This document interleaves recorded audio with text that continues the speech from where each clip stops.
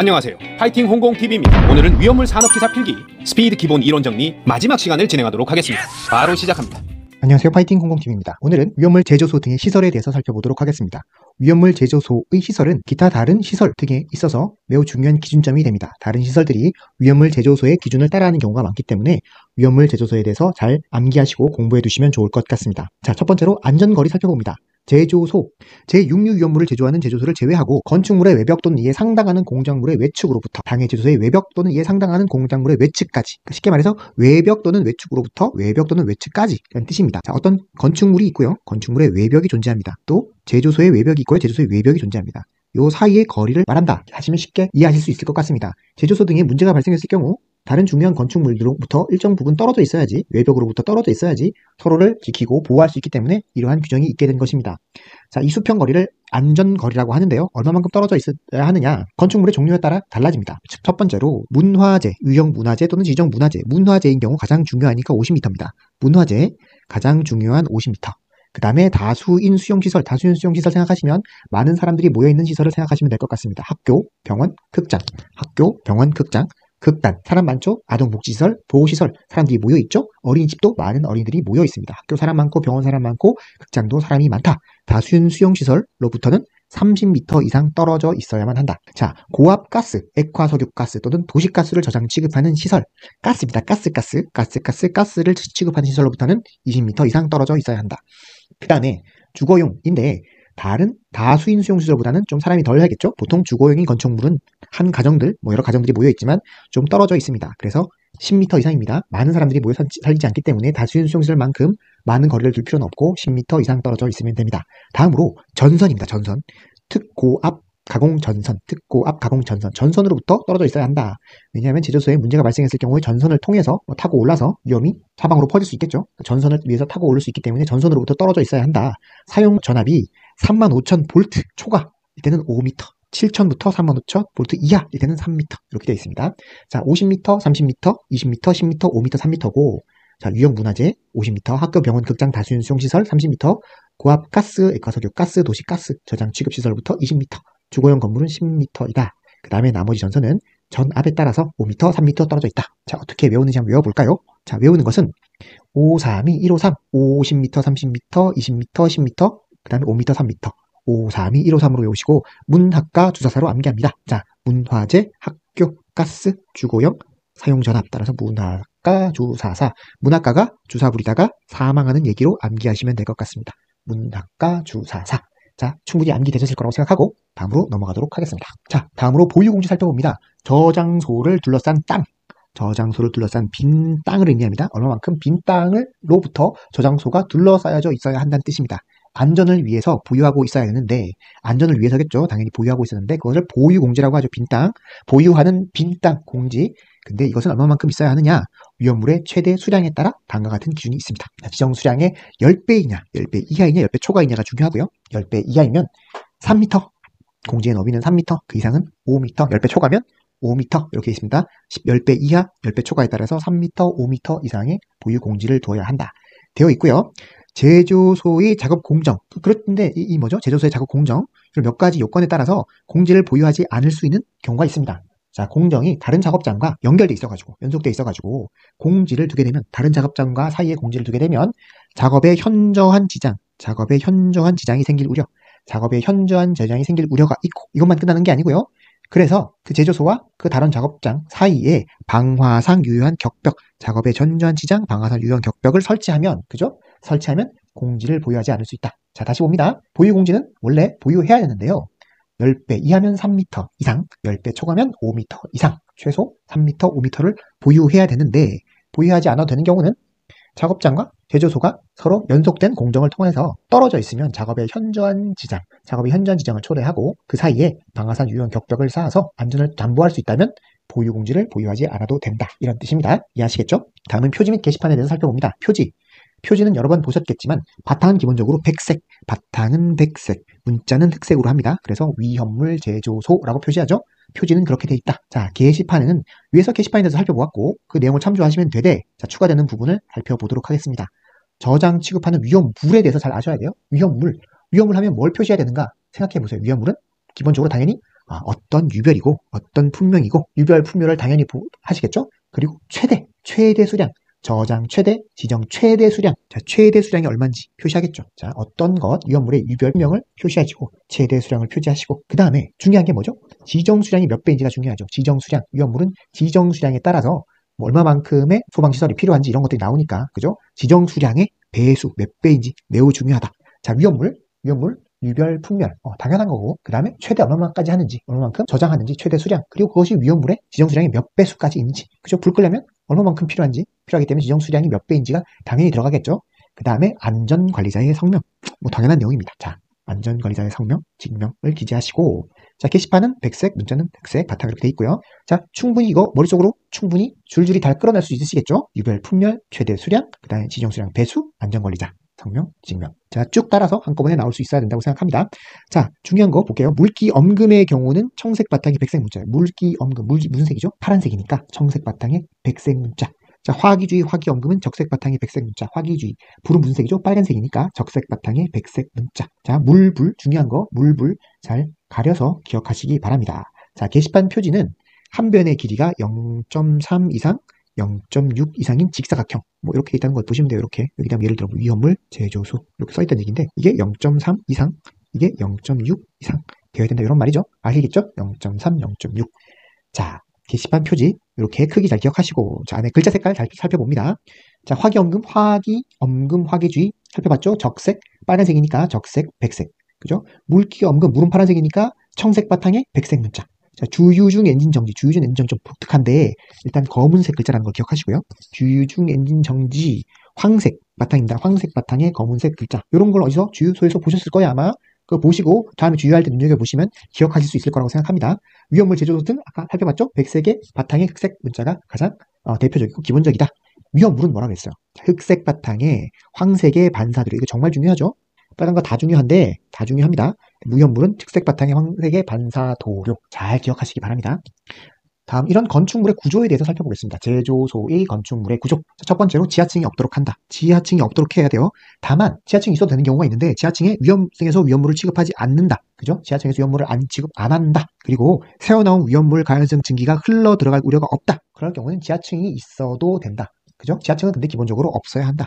지하층은 없다. 다만 위험물을 취급하지 않거나 스며 들어가지 않으면 괜찮을 수 있다.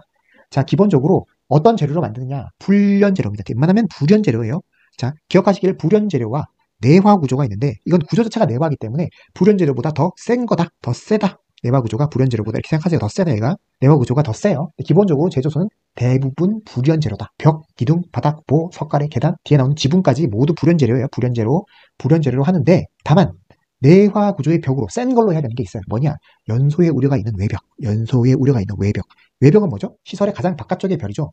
가장 바깥쪽의 벽 안쪽으로부터는 무슨 일이 있어도 그 벽 사이 안에 있어서는 안에서 타고 없어지고 상관없겠지만 그것이 벽 밖으로 나가서 연소, 다른 건물이나 어떤 거로부터 그죠? 연소, 불이 옮겨갈 우려가 있다면 그러지 않도록 단단하게 더 센 걸로 만들어야 되잖아요. 그래서 연소의 우려가 있는 외벽 같은 경우는 기본적으로 외벽이니까 출입구는 당연히 있어야겠죠. 출입구 외에는 개구부, 뚫린 부분이 없는 내화 구조의 벽으로 한다. 아시겠죠? 연소의 우려가 있는 외벽은 출입구 외에는 뚫린 부분, 개구부가 없는 내화 구조로 한다. 자, 기본적으로는 모두 불연재료인데 내화 구조, 벽만, 연소의 우려가 있는 벽만 내화 구조로 한다. 자, 육류 위험물 취급하는 건축물에 있어서 위험물이 스며들 우려가 있는 부분은 아스팔트, 그 밖에 부식되지 아니한 재료로 피복한다. 요거는 한번 참고 삼아 머릿속에 기억해 두세요. 스며들 우려가 있다면 아스팔트 정도로 해야 된다. 지붕 마찬가지로 불연재료입니다. 연소의 우려가 있는 외벽 말고는 다 불연재료인데 지붕은 폭발로 인해서 뻥 뚫려서 지붕이 날아가는 걸 한번 생각해 보세요. 뻥 뚫려 지붕이 날아가면 그만큼 폭발력이 하늘로 솟구치고 옆으로 안 퍼지니까 괜찮잖아요. 그죠? 하늘로 솟구쳐서 하늘로 뿌려버리니까 옆에는 피해를 주지 않는다. 그래서 폭발력이 위로 방출될 정도의 가벼운 불연재료. 지붕이 타서 지붕이 펑 날아가는 그림을 생각하세요. 자, 이렇게 되어 있다. 자, 그리고 위험물 제조소 출입구, 비상구는 안에 출입구, 비상문이 많이 있겠죠. 기본적으로 갑종 또는 일종 방화문이다. 갑종, 일종 방화문인데 갑종, 방화문, 일종 방화문 대부분 그냥 문이에요. 근데 특별한 문이 있어요. 아까 특별한 벽도 있었죠. 내화 구조로 해야 되는 벽, 연소의 우려가 있는 외벽이죠. 근데 연소의 우려가 있는 외벽의 출입구 있잖아요. 그 출입구는 좀 다른 특별한 문으로 해야 된다. 어떻게 해야 되냐? 수시로 열 수 있는 자동 폐쇄식 갑종 방화문이에요. 자동 폐쇄식 갑종 방화문. 수시로 열 수 있는 자동 폐쇄식 갑종 방화문으로 설치한다. 이해하시겠죠? 설치한다. 자, 정리합니다. 지하층 구조가 없도록 한다. 예외적으로 있을 수 있다. 그리고 대부분 다 불연재료다. 다 불연재료. 다만 내화 구조로 된 거 있다. 연소의 우려가 있는 출입구는 계구부 외의 출입구, 계구부가 없는 내화 구조의 벽으로 한다. 그렇게 돼 있다. 지붕도 마찬가지로 하늘로 뻥 날아가는 마찬가지로 불연재료다. 근데 그 출입구, 연소의 우려가 있는 외벽에 있는 출입구는 갑종 방화문, 을종 방화문이 아니라 수시로 열 수 있는 자동 폐쇄식 갑종 방화문으로 설치하고 나머지 출입구와 비상구는 그냥 갑종, 을종 방화문으로 설치하면 된다. 자, 이렇게 돼 있습니다. 자, 위험물을 취급 건축물의 창, 출입구에 유리가 있는 경우가 있어요. 유리가 있는 경우, 유리를 이용하는 경우는 망임 유리, 유리가 있을 수 있잖아요, 문에. 그때는 유리가 있을 때는 망임 유리, 쉽게 말해서 철망 넣은 유리라고 생각하시면 돼요. 날아가서 깨지지 않도록 철망 넣은 망임 유리로 한다. 이렇게 돼 있습니다. 자, 액체, 고체 아니에요. 잘 기억해 두세요. 액체, 고체 아니에요. 액체는 액체물은 바닥으로 떨어질 수 있잖아요. 바닥은 위험물이 스며들지 않아야 돼요. 스며들지 못하는 재료. 스며들어 버리면 밑으로 빠져버리니까 밖으로 빠져나가는 거잖아요. 그러니까 스며들지 않도록 재료를 설치하고, 그럼 안 스며들면 어떻게 되죠? 스며들지 않고 그 벽이 만약 경사가 있다면 쭉 따라 흐르겠죠. 쭉 따라서 흐를 수 있도록 경사를 둬요. 최저부에 집유 설비를 설치해야 된다. 다 이렇게 모아서 처리할 수 있어야겠죠. 스며들려가지고 바깥으로 나가버리면 안 되고, 스며들지 않도록 해서 쭉 경사를 둬서 집유 설비를 최저부에 설치해서 모을 수 있도록 해야 된다. 자, 이렇게 돼 있습니다. 자, 채광 조명 환기 설비에 대해서 살펴보도록 하겠습니다. 채광 설비 당연히 불연재료입니다. 불연재료, 웬만하면 다 불연재료예요. 다만 연소의 우려가 없는 장소에 설치해야 된다. 위험하면 안 되겠죠. 그러니까 빛도 영향을 줄 수 있기 때문에 연소의 우려가 없는 장소에 설치하되 채광 면적은 최소로 한다. 지극히 상식적인 얘기입니다. 조명 설비도 마찬가지인데 상식적으로 이해하시면 될 것 같아요. 가스, 가연성 가스 등이 체류할 우려가 있는 장소에는 조명등은 방폭등, 그죠? 방폭등, 폭발에 견디는 방폭등으로 설치해야 될 것이고, 전선은 내화 내열 전선으로 할 것이다. 그리고 전멸 스위치는 출입구 바깥쪽에 설치합니다. 왜냐하면 불을 껐다 꼈다 하는 것도 스파크가 발생할 수 있잖아요. 그렇기 때문에 내부에 있다가 스파크가 나서 문제를 일으킬 수 있기 때문에 기본적으로 밖에 설치한다. 다만 밖에 설치하는데 다만 그죠? 스위치의 스파크로 화재 폭발 우려가 없을 때는 그렇지 않다. 뭐 당연한 얘기입니다. 자, 방폭등 기본적으로 설치하고 전선은 내와 내열 전선으로 하고 전멸 출입 스위치는 출입구 바깥 부분에 설치한다. 자, 다음으로 환기 설비 살펴보도록 하겠습니다. 환기는 자연 배기 방식으로 해요. 자연 배기. 환기는 자연스럽게, 환기는 자연 배기 방식으로 합니다. 자, 급기구는 바닥 면적이 150제곱미터마다 한 개예요. 150제곱미터마다 한 개 이상으로 설치하는데 크기는 800제곱센티미터 이상으로 한다. 150에 800, 150제곱미터당 한 개 이상으로 하는데 크기는 800제곱센티미터 이상으로 한다. 다만 바닥 면적이 150제곱미터 미만인 경우에는 어떻게 해야 되느냐? 자, 미만인 경우에는 30제곱미터마다 줄어요. 150, 120, 90, 600, 60 다 미만이고 나머지 60, 90, 120 이상이겠죠. 그러면 원래는 150 미만, 150제곱미터마다 한 개인데 그거 작을 경우에는 800이었는데 원래는 600으로 줄고 150마다 줍니다. 150씩 줍니다. 450, 350, 150 이렇게 됩니다. 자, 기억하시겠죠? 원래는 150에 800.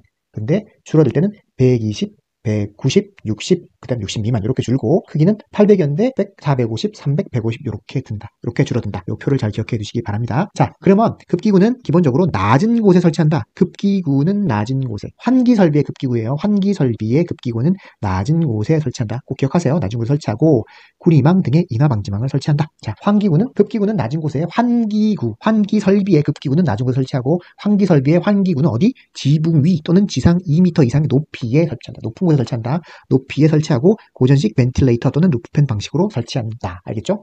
자, 높은 곳에 설치하고 고정식 또는 고전식 벤틸레이터 루프팬 방식으로 한다. 지붕 위 또는 지상 2m 이상. 자, 배출 설비 살펴봅니다. 배출 설비는 국소 방식이 원칙이다. 국소 방식. 전역 방식으로 할 수 있는데요. 전역과 국소의 차이는 그냥 개념적으로 국소는 뭔가 부분, 전역은 전체. 이렇게 일단 머릿속에 넣어놓고 한번 생각해 봅니다. 기본적으로 배출 설비는 국소, 즉 한 부분 기퉁에 있죠. 배출 설비 국소 방식으로 하고, 자, 위험물 취급 설비가 배관 이음으로만 된 경우, 그리고 전역 방식이 구조상 유효한 경우는 전역 방식으로 할 수 있다. 그렇지만 기본적으로 국소 방식이다. 기억하시고, 자, 배출 설비 어떻게 되느냐? 배풍기, 공기를 뽑아내는 통풍기죠. 그 다음에 공기가 이동하는 덕트. 식당 같은 데 보면 덕트 있잖아요. 덕트 쭉 있고, 그 다음에 끝에 뭐가 있죠? 후드가 있잖아요. 후드, 덕트, 배풍기. 이렇게 한 세트로 그렇게 돼 있다는 거 기억하세요. 그리고 이건 뭐죠? 강제적으로 배출한다. 배출 설비는 강제적으로 한다. 환기 설비는 뭐죠? 자연으로 이제 자연. 그죠? 환기 설비는 어떻게 했죠? 자연 배기 방식으로 했는데 배출 설비는 강제적으로 배출합니다. 배출 능력은 시간당 용적의 20배. 시간당 용적의 20회. 자, 시간당 20배 이상으로 하여야 한다. 다만 전역 방식의 경우에는 면적 1제곱미터당 18 세제곱미터 이상으로 할 수 있다. 요건 보시고, 자, 기본적으로 배출 설비 국소 방식, 그죠? 국소 방식. 배출 설비는 배풍기, 덕트, 그 다음에 후드 강제적으로 배출한다. 배출 능력은 시간당 20회. 배출 장소 용적의 20배 이상으로 한다. 자, 여기까지 이렇게 있습니다. 충분히 이해하실 수 있죠? 자, 배출 설비의 급기구 및 배출구는 다음 항목의 기준에 의한다. 자, 급기구는 아까 뭐랬죠? 환기구는 뭐죠? 환기 설비에서 급기구는 낮은 곳에 있었는데 배출 설비의 급기구는 높은 곳에 있어요. 높은 곳에 설치. 마찬가지로 가는 눈에 구리망 등의 인화 방지막 높은 곳에 설치하고, 배출구는 지상 2m 이상, 지상 2m 이상. 근데 연소의 우려가 없는 장소. 그렇겠죠? 그렇죠? 그리고 배출 덕트가 관통하는 벽 부분의 바로 가까이에 화재 시 자동으로 폐되는 방화 댐퍼 등을 설치해야 된다. 배출 덕트가 관통하는 벽 부분 바로 가까이에 화재 시 자동으로 폐되는 방화 댐퍼를 설치한다. 이렇게 돼 있어요. 배출 설비. 기본적으로 배출 설비는 급기구는 높은 곳에, 배출구는 지상으로부터 2m 이상. 조금 다르죠? 아까 환기 설비의 급기구와 배출구가 다릅니다. 백풍기는 강제 배기 방식. 그죠? 강제 배기 방식으로 하고, 옥내 덕트의 내압이 대기압 이상이 되지 않은 위치에 설치한다. 이건 이렇게 이해하려고 하지 마시고 그냥 이렇게 있다. 덕트의 내압이 대기압 이상이 되지 아니하는 위치에 설치해야 한다. 기압상 차이로 인해서 나가지 못하면 안 되니까 이런 말이 있는 겁니다. 자, 다음으로 옥외 설비의 바닥에 대해서 살펴보도록 하겠습니다. 많은 건 없고요. 마찬가지로 지뷰 설비, 옥외 설비도 지뷰 설비를 설치한다. 그죠? 그 다음에 압력계와 안전장치라는 게 있어요. 자, 위험물을 가압하거나, 그죠? 압력을 가하거나 압력을 증가할 우려가 있는 설비가 있잖아요. 그럴 때는 압력에 따라 위험물이 영향을 받을 수 있기 때문에 압력계를 기본적으로 설치하고 아래에 안전장치를 설치합니다. 압력계, 어디에다가 가압하거나 압력을 증가시킬 우려가 있는 설비, 압력계에는 기본적으로 설치하고 안전장치를 설치해야 된다. 근데 중요한 건 여기 제일 중요한 게 파괴판이에요. 파괴판은 위험물의 성질에 따라 안전밸브의 작동이 곤란한 가압설비, 안전밸브의 작동이 곤란한 곳에 파괴판을 설치해요. 그러면 안전밸브도 있겠죠? 그 다음에 자동적으로 압력된 상승을 정지시키는 장치, 감압 측에 안전벨트를 부착한 감압 밸브, 그 다음에 경보장치, 안전밸브를 경호하는 경보장치 이런 게 들어있는데 중요한 건 파괴판이 가장 많이 나온다. 나머지 한번 읽어보시면 되고, 파괴판은 안전밸브의 작동이 곤란한 가압설비에 설치한다. 다음으로 정전기 제거 설비입니다. 정전기는 당연히 제거가 되어야 되죠. 정전기가 오래 머물러 있으면 위험하기 때문에 정전기 제거 설비를 설치하는데 접지, 세 가지 가장 중요한 것 중에 많이 나오겠죠? 많이 나오는 방법인데 접지에 의한 방법, 공기 중의 상도 습도를 70도 이상, 접지 상대 습도를 70도 이상, 그 다음에 공기를 이온화. 자, 접지 70% 이상, 공기 이온화. 이 세 가지 꼭 중요하시니까 너무 꼭 기억하시기 바랍니다. 꼭 암기해 두시고 정전기 제거 설비 이렇게 하는 방법으로 설치한다. 자, 다음으로 피대 설비 봅니다. 피대 설비 어디에 설치하냐? 지정 수량 10배 이상 위험물, 10배 이상 정도는 돼야 된다. 위험물을 취급하는 제조소에 육류 위험물은 제외입니다. 피대 설비를 설치한다. 몇 배? 10배 이상. 자, 방류제 살펴봅니다. 방류제가 뭐죠? 제조소 옥외에 있는 위험물 저장 탱크. 방류제는 보통 옥에 있는 거에 많이 하기 때문에 옥에 있는 위험물 저장 탱크의 경우 액체 위험물을 취급하는 경우, 쉽게 말해서 옥외에 있는 저장 탱크가 문제가 생겨가지고 액체 위험물이 밖으로 빠져나가잖아요. 그러면 빠져나가지 않도록 어떠한 뚝 같은 걸 쌓아두는 거예요. 그걸 방류제라고 하죠. 그 방류제를 설치해야 한다. 당연하겠죠? 밖으로 나가버리면 안 되니까. 그죠? 막기 위해 설치하는 뚝을 의미한다. 되어 있습니다. 그죠? 흘러나와서 확대되는 것을 막기 위해 설치하는 뚝을 의미한다. 자, 탱크가 한 개 때는 얼마만큼? 탱크 용량의 50%. 탱크 용량의 50%입니다. 탱크가 2개 이상일 때는 최대 용량의 50% 더하기 나머지 탱크 용량을 합한 거에 10%. 자, 한 개일 때는 50%, 2개 이상일 때는 최대 50 더하기 나머지 10, 50, 50, 10 기억할 수 있겠죠? 어렵지 않습니다. 충분히 기억할 수 있을 거라고 생각합니다. 자, 배관 살펴봅니다. 자, 지하에 매설하는 경우, 배관을 지하에 매설할 수 있겠죠? 그죠? 접합 부분에는 접합돼 있다는 건 뭐죠? 접합되니까 점검구가 있어야겠죠, 당연히. 점검구, 접합하는 부분은 점검구. 그리고 금속성 외관은 부식 방지 조치. 외면에는 배관은 부식 방지 조치를 당연히 해야 된다. 부식해서 부서지면 안 되니까요. 그리고 압력 있잖아요. 위험물이 지나가는데 압력이 어떻게? 최대 사용 압력의 1.5배 이상의 압력으로 내압 시험. 1.5배까지는 견뎌야 된다는 거예요. 최대 사용까지 1.5. 최대 사용 이상 쓸 일은 없지만 최대 사용의 1.5배까지 견딜 수 있는 압력, 내압 시험을 해야 된다. 그리고 당연히 지면에 닿지 않도록 설치합니다. 띄워져 있다는 얘기예요. 띄워져 있도록. 지면에 닿지 않도록 설치해야 되고 지지물 위에 설치한다. 지진, 풍압, 집안 침하, 온도 변화에 안전한 구조의 지지물에 설치한다. 다시 접합 부분은 점검구, 외면은 금속이면 부식 방지 조치하고 최대 사용 압력의 1.5배 이상의 압력으로 내압 시험한다. 지면에 닿지 않도록 지지물 위에 잘 설치한다. 충분히 이해하실 수 있겠죠? 자, 위험물 성질에 따른 특례를 살펴보도록 합니다. 위험물 성질. 위험물 중에 조금 특이한 것들이 있어요. 그 중에 중요한 것이 알킬, 알루미늄, 올킬하는 것들, 그 다음에 아세트, 알데히드 등 몇 가지 물질이 있어요. 이런 것들 잘 기억해 두시기 바랍니다. 알킬, 알루미늄 등 하면 알킬, 알루미늄, 알킬, 리튬 또는 이들을 포함한 것을 모두 말하는 것입니다. 이럴 경우 제조소에는 이걸 취급한 설비 주위에는 누설 범위를 국한하기 위한 설비, 그죠? 그리고 누설된 알킬, 알루미늄 등을 안전한 장소에 설치된 저장실에 유입시킬 수 있는 설비, 누설 범위를 국한시키고 누설되면 다시 저장실에 유입시킬 수 있는 설비를 만들어야 한다. 이렇게 되어 있습니다. 그리고 불활성 기체를 봉입하는 장치를 갖춰야 합니다. 불활성 기체. 얘들은 위험한 애들이기 때문에 불활성 기체를 같이 봉입할 수 있는 장치를 갖추도록 할 것. 자, 아세트알데히드 등은 이런 거 있어요. 은순동 마그네슘. 은순동 마그네슘. 그죠? 은순동 마그네슘. 은수동 마그네슘이에요. 은수동 마그네슘. 이를 합금으로 만들지 아니에요. 왜냐하면 얘들과 같이 반응하거나 부실 수 있어요. 그러니까 은수동 마그네슘은 피해야 된다. 아세트알데히드 등. 그죠? 알데히드 등은 이러한 금속 등을 피해야만 한다.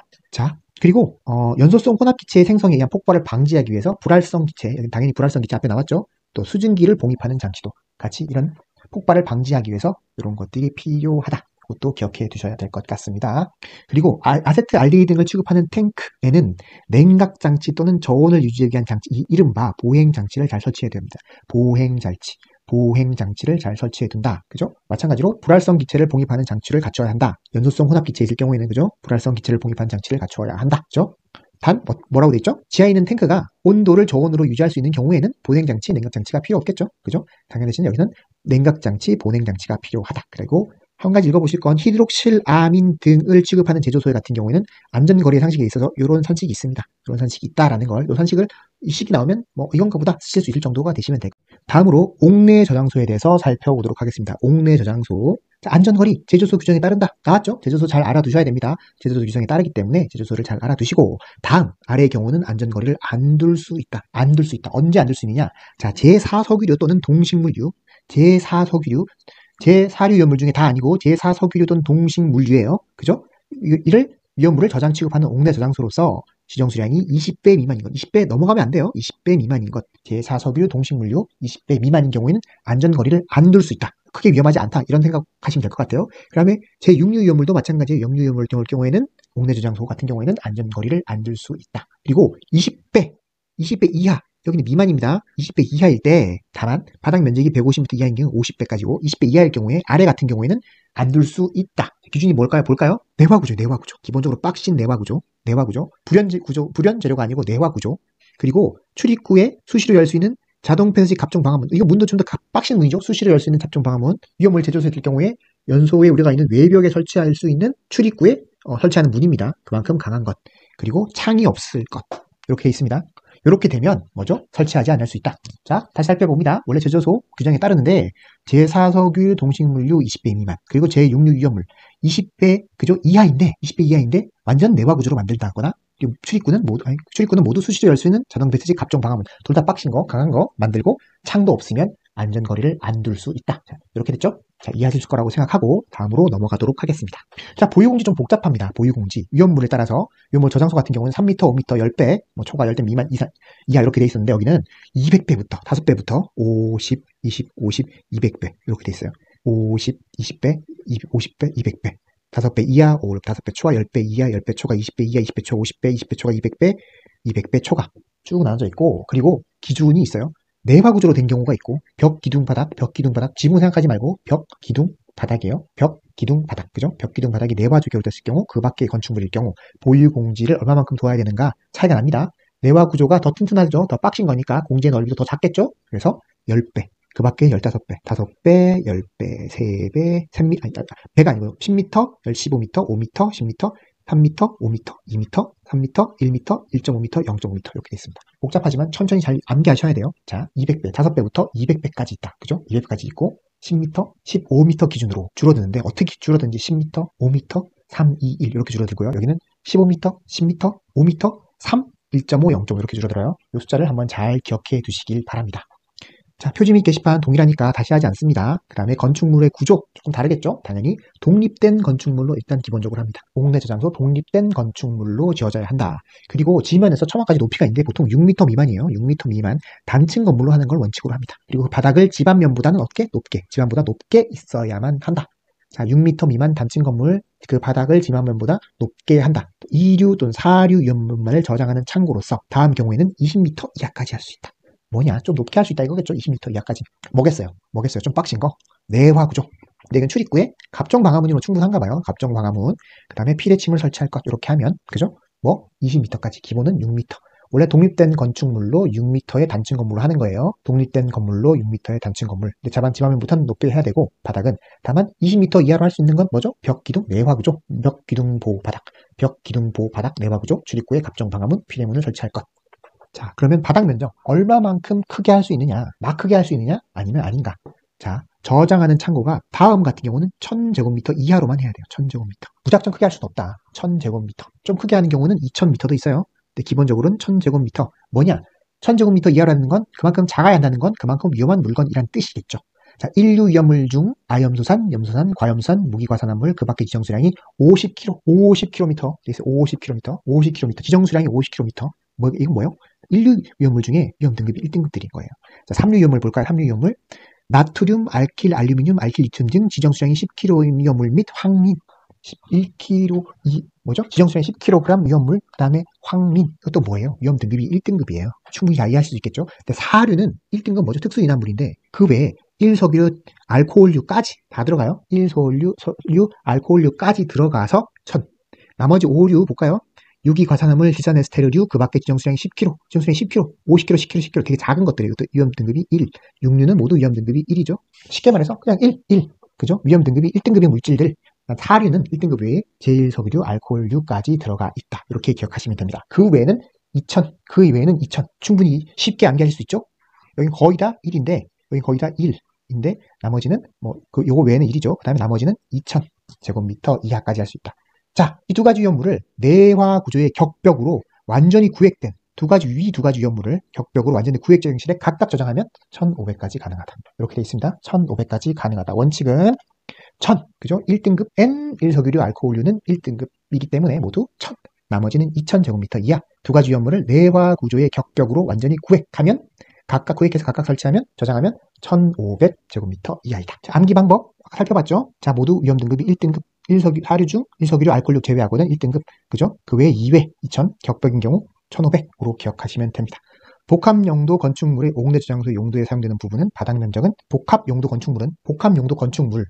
그죠? 거기에 옥내 저장소 용도로 사용되는 부분이 있다면 그건 작아야 될 거 아니에요. 별도에 있는 큰 그것이 아니잖아요. 그럴 경우에는 바닥 면적은 75제곱미터 이하로 하여야만 한다. 저장 창고, 벽, 기둥. 저장 창고 좀 달라요. 벽, 기둥, 바닥은 내화 구조.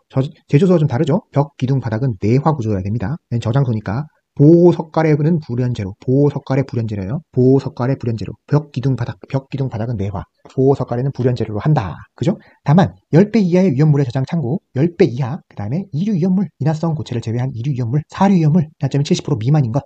일 경우에는 연소의 우려가 없는 벽, 기둥, 벽, 바닥은 불연재료로 할 수 있다. 원칙은 내화 구조인데 어떤 예외적인 경우에서는 불연재료로 할 수 있다는 거예요. 불연재료로, 그죠?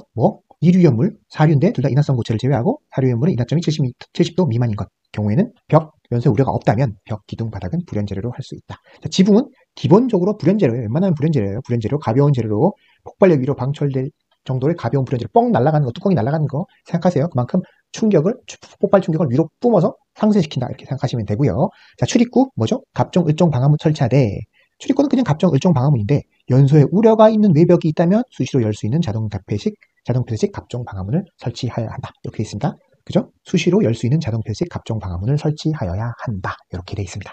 자, 그럼 연소에 우려가 있는 외벽이 뭐냐? 어떤 외벽인데, 연소에 우려가 있다는 거예요. 불이 옮겨 붙어갈 수 있는 위험이 있다는 외벽이라는 뜻입니다. 그러면 뭐냐? 예, 다음 선의 기산점으로 3m, 2층 이상은 5m 이내에 있는 제조소의 외벽이에요. 그죠? 제조소 등이 설치된 부지의 어떤 부지의 경계선으로부터 3m라는 뜻이죠. 뭐가? 제조소의 외벽이. 그죠? 제조소에게 인접한 도로가 있어요. 도로가 이렇게 도로의 중심성으로부터 3m라는 뜻이에요. 다른 건물이 있어요. 다른 건물의 외벽으로부터 3m. 쉽게 말해서 제조소의 외벽으로부터 일정 거리 안에 있어가지고 다른 건물이나 도로나 차량이나 옮겨 붙을 수 있다면 그 벽은 연소의 우려가 있는 외벽이라고 한다. 이런 겁니다. 그 외벽이 다른 건물의 외벽과 사이에 거리가 3m 안에 있으면 옮겨 붙을 수 있다. 이런 뜻이에요. 그 밖에 있으면 그렇지 않다. 연소의 우려가 있는 외벽이 아닌데 만약에 아무것도 없는 그냥 벌판에 혼자 있으면 그 연소의 우려가 당연히 없겠죠. 옆 건물이 있거나 옆에 도로가 있거나 그죠? 그리고 부지의 경계선으로부터 얼마 안에 있으면 연소의 우려가 있는 외벽이 됩니다. 자, 부지의 경계선, 도로의 중심선, 다른 건물 외벽 간의 중심선 모두 3m. 다만 2층 이상의 건물에는 5m 이상이 있어야 해요. 5m 이내에 있다면 그것도 연소의 우려가 있다. 이렇게 생각하시면 됩니다. 자, 바닥을 물이 스며 나오지 않는 구조로 해야 하는 경우가 있겠죠. 물이 스며 나오지 않는 경우, 그죠? 바닥에 물이 스며 나오면 어떻게 돼요? 안 되잖아요. 뭐 어떤 경우이겠어요? 물 만나면 안 되는 애들. 자, 인류중 알칼리 금속 과산화물. 자, 그죠? 이류중 철금, 마그네슘, 철마금, 금속분, 마그네슘. 삼류중 금수성, 사류 위험물 같은 거는 물을 만나면 안 되기 때문에, 그죠? 물이 스며 나오지 않는 구조로 해야 된다. 사류 위험물 같은 경우도 물이 있으면 나중에 물에 떠다니면서 연소면이 확대되고 안 되죠. 그렇기 때문에 안 됩니다. 자, 1, 2, 3, 6 물 안 만나면 안 되는 애들 더하기 사류 위험물. 바닥을 물이 스며 나오지 않는 구조로 해야 되는 경우이다. 기억하시면 되고요. 자, 액상의 위험물을 저장하는 경우에 바닥. 뭐라 그랬어요? 물이 있으면 바닥으로 스며들면 안 되겠죠? 스며들면 밖으로 빠져나가는 거니까 스며들지 않도록 경사를 주어서 바닥 맨 끝에서 최저부에서 모아야 한다. 아까 설명드린 부분이 있습니다. 최저부, 스며들지 않고 경사를 주고 최저부에 지휘 설비를 설치한다. 설명드린 부분이에요. 이해하시면 돼요. 그러면 아무렇지 않게 쉽게 찾을 수 있을 거라고 생각합니다. 자, 채광 환경 조명 환기 모두 제조소와 동일한데, 그죠? 모두 제조소와 동일하다, 기본적으로. 다만, 인화정이 70도 미만인 위험물, 그죠? 저장고에 있어서는 내부에 체류한 가연성 증기를 지붕 위로 배출하는 설비를 설치해야 된다. 인화점 70도 미만인 위험물 같은 경우에는 배출 설비, 가스, 이는 왜냐하면 위험할 수 있다. 그러니까 가연성 증기를 지붕 위로 내뿜어 보내하는 설비를, 배출 설비를 설치해야 한다. 그렇게 생각하시면 될 것 같아요. 자, 지정 수량의 10배 이상의 저장 창고, 마찬가지죠. 육류 제외하고, 피레침 10배 이상 피레침하고, 그 다음에 이게 여기 빠졌는데 채우겠습니다. 다층 저장 창고에는 각 층의 바닥을 지면보다 높게 한다. 그렇겠죠? 지면보다 높게 한다. 기본적으로 바닥면으로부터 상층의 상층이 없는 경우에는 처마까지 높이 기본적으로 6m 미만으로 한다. 층고라고 하죠. 층고 6m 미만으로 한다. 너무 높으면 안 된다. 이런 뜻이겠죠? 자, 하나의 저장 창고 바닥 면적의 합계는 1000제곱미터 이하로 한다. 자, 저장 창고, 닫힌 경우에요. 저장 창고의 벽, 기둥, 바닥, 볼을 모두 내화 구조. 계단은 불연재료. 연소의 우려가 있는 외벽에 있는 출입구의 계구부를 갖지 않은 벽으로 한다. 출입구 외에는 계구부의 벽을 갖지 않은 벽으로 한다. 그렇죠? 많이 봤죠? 그죠? 2층 이상의 층의 바닥에는 계구부를 두지 않는다. 바닥이 뚫려 있으면 안 된다는 뜻이겠죠? 그죠? 다만 내화 구조의 벽, 갑종 방화문, 의종 방화문, 구획된 계단실은 그러하지 아니하다. 계단실은 좀 다르다. 자, 지정 수량 10배의 피레침. 다층 저장 창고 같은 경우에는 각 층의 바닥을 6m, 지금보다 높게 하고 층고는 6m 미만으로 한다. 그리고 하나 저장 창고는 1000제곱미터 이하로 한다. 닫힌기 때문에, 그죠? 2000이 아니에요. 1000 그냥. 그리고 모두 기본적으로 내화 구조로 하고 계단은 불연 제대로 할 수 있다. 그리고 외벽은 출입구 외 계구부를 갖지 않은 벽으로 한다. 2층 층의 바닥에는 계구부를 뚫려 있으면 안 된다. 두지 아니한다. 다만 내화 구조 벽, 갑종 방화물, 일종 방화물로 구획된 계단실에 있어서는 그러하지 아니하다. 자, 충분히 이해하실 수 있을 거라고 생각합니다. 비교해서 어떤 점이 달라지는지 잘 기억해주세요. 다층 같은 경우는 이런 좀 차이점이 있습니다. 자, 위험물의 성질에 따른 옥내 저장소 특례 살펴보도록 하겠습니다. 자, 지정 과산화물, 그죠? 지정 과산화물, 오류 위험물 중 유기과산화물 또는 이를 함유한 것으로 지정 수량이 10kg인 것이래요. 10kg인 것. 오류 위험물 중 유기과산물 또는 이를 함유한 것으로 지정 수량이 10kg인 거를 지정 과산화물이라고 해요. 그죠? 지정 과산화물의 경우에는 바닥 면적이 150제곱미터마다 격벽, 뭔가 더 빡시게 만들어야 돼요. 뭔가 더 안전하게 150제곱미터마다 이내마다 격벽으로 완전히 구획해야 돼요. 완전히 구획하고 격벽은 두께 30cm 이상의 철근 콘크리트 조 또는 철골 철근 콘크리트 조고 하거나 또는 두께 40cm 이상의 모강 콘크리트 블록조로 한다. 30, 40 그리고 저장 창고의 양측의 외벽으로부터 1m 이상 지붕으로부터 50m 이상 돌출하여야 한다. 이렇게 되어 있습니다. 자, 잘 기억해 두시고요. 일단 저 지정 과산화물인 경우에는 150제곱미터마다 격벽으로 최대 150제곱미터라는 뜻이겠죠. 그거 더 이내마다 격벽으로 완전하게 구획해서 해야 된다. 30, 40cm 두꺼워야 한다. 자, 이제 외벽 볼까요? 외벽은 20cm 이상의 철근 콘크리트나 철근 콘크리트 조 또는 30cm 이상의 보강 콘크리트 블록조. 앞에 나왔죠? 그죠? 외벽은 그렇게 돼 있고 지붕의 석가래의 간격은 30cm 이하로 한다. 30cm 이하로 촘촘하게 있어야 된다. 그리고 출입구는 갑종 방화문. 출입구는 기본적으로 갑종 방화문이에요. 저장 창고 바닥은 어떻게 되냐? 바닥면으로부터 2m 이상, 지면이 아니에요. 2m 이상 높이 두는 거예요. 바닥은 2m 이상 높이에 두되 하나의 벽면에 두는 창의 면적의 합계를 당의 벽 면적의 80분의 1 이내로 해요. 80분의 1. 조금 내야 돼요. 조금. 그리고 하나의 벽도 0.4m 이내로, 하나의 창도 0.4m 이내로 할 것. 자, 외벽은 두께 20 철근 콘크리트나 철근 콘크리트. 그죠? 30일 때는 보강 콘크리트 블록조. 자, 지붕은 석가래 간격은 30cm 이하로 하고 출입구는 갑종 방화문으로 한다. 바닥은 지장 창고의 창은 바닥면으로부터 2m 이상 높이 두되 80분의 1 이내로 하고 0.4m로 한다. 저장소 살펴봅니다. 공구의 저장소 안전거리는 제조소와 동일합니다. 안전거리 제조소와 동일. 자, 주위에 경계 표시하는 거 주위에 경계 표시를 합니다. 위에 경계 표시 이렇게 한다는 뜻이에요. 경계 표시를 하고 자, 보유 공지 위에 경계 표시 주위에 아래 표에 따라 보유 공지가 있어야 한다. 자, 여기는 10배부터 10배 이하부터 최대 200배 초과까지 10배, 20배, 50배, 200배, 200배 초과까지 넓이는 3m, 5m, 9m, 12m, 15m로 늘어납니다. 자, 제장수량 10배 이하는 3m, 10배 초과 20m 이하는 5m, 20배 초과 50배 이하는 9m 이상입니다. 50배 초과 200배 이하의 경우는 12m 이상. 지정수량이 200배 초과는 15m 이상 이렇게 되어 있습니다. 다만 사류 위험물 중 제4석유류와 육류 위험물을 취급하는 5개 저장소는 3분의 1 이상의 넓이, 즉 이거의 3분의 1 이상의 넓이를 갖추면 된다. 이렇게 생각하시면 될 것 같습니다. 또 알아두셔야 될 게 5개 저장소 중 경계 표시 안쪽에서 덩어리 유황만을 저장 취급하는 경우 어떻게 되는지 살펴보실 필요가 있습니다. 하나의 경계 표시 내부의 면적은 100제곱미터 이하일 것. 중요합니다. 덩어리 유황만을 저장 취급하는 경우 내부의 면적은 100제곱미터 이하일 것. 100제곱미터 이하일 것. 2개 이상의 경계 표시를 하는 경우, 그죠? 그럴 때는 각각의 경계 표시 내부의 면적을 합하면 총 1000제곱미터 이하로 할 것. 하나의 경계 표시 하나는 내부의 면적은 100 이하, 2개 이상 설치할 때 총 합은 1000제곱미터 이하로 할 것. 이렇게 되어 있습니다. 그리고 불연재료로 만든 동시에 유황이 새지 아니하는 구조로 할 것. 그리고 경계 표시 높이는 1.5m 이하로 할 것. 다시 살펴봅니다. 5개 저장소 중 경계 표시 안쪽에 덩어리 유황만을 저장 취급하는 경우 하나의 경계 표시 내부의 면적은 100제곱미터 이하로 할 것. 그죠? 이 이상의 경계 표시를 설치하는 경우 각각 내부의 면적을 합산한 면적은 총 1000제곱미터 이하로 할 것. 불연재료 유황이 새지 않도록 하고 하나 높이는 1.5m 이하로 할 것. 이렇게 되어 있습니다. 다음으로 5개 탱크 저장소 살펴봅니다. 5개 탱크 저장소. 자, 하나 알아두셔야 될 것이 최대 수량이 100만 리터 이상인 것을 특정 5개 탱크 저장소라고 합니다. 특정 5개 탱크 저장소 100만 리터, 그 기준 100만 리터입니다. 100만 리터 이상인 것을 특정 5개 저장소라고 하고 특정 5개 탱크 저장소라고 하고 이 경우에는 지표면으로부터 깊이 15m까지입니다. 지표면으로부터 15m까지 지질이 소방청장이 고시하는 것 이외의 것이어야 한다. 이게 무슨 말이냐면 소방청장이 고시하는 어떠한 지질이 있는데 이것들로 이루어져 있으면 안 된다는 뜻이겠죠. 그러니까 특정 5개 탱크 저장소 같은 경우는 지표면으로부터 깊이 15m까지의 지질이 뭐뭐뭐 이외의 것, 뭔지 이외 어떤 것이 이외에 하는 것인지는 중요하지 않고 이 숫자가 가끔 문제로 출제될 수 있습니다. 깊이 15m까지 지질이라는 것, 지표면으로부터 이거 기억해 두시면 좋을 것 같습니다. 자, 안전거리 살펴봅니다. 자, 저장소는 모두 다 안전거리의 규제 대상이 아니라 여기 저장소가 아니네요. 잠시만요. 제조소와 동일합니다. 제조소와 동일하고 옥내외 저장소 5개 탱크 저장소만 안전거리 규제 대상이다. 옥내외 저장소 5개 탱크 저장소만 안전거리 규제 대상이고 그 외 저장소는 안전거리 규제 대상이 아닙니다. 취급소도 일반 취급소만 안전거리 취급 대상이다. 규제 대상이다. 저장소의 경우에는 옥내외 저장소 5개 탱크 저장소만 안전거리 규제 대상이다. 취급소도 일반 취급소만 안전거리 규제 대상이다. 이렇게 기억하시면 될 것 같습니다. 다음으로 보유공지 살펴봅니다. 보유공지. 목적은 뭔지 아시죠? 화재 확산을 방지, 피난 소화 활동의 용이를 위해서 필요한 목적이죠. 일정 부분 갖고 있어야 할 공지를 뜻합니다. 반드시 보유해야 할 빈 땅, 공지를 의미한다. 그러면 그 기준은 어떻게 되느냐? 지정 수량에 따라 달라져요. 지정 수량의 500배 이하, 그리고 최대 4000배 초과까지 있습니다.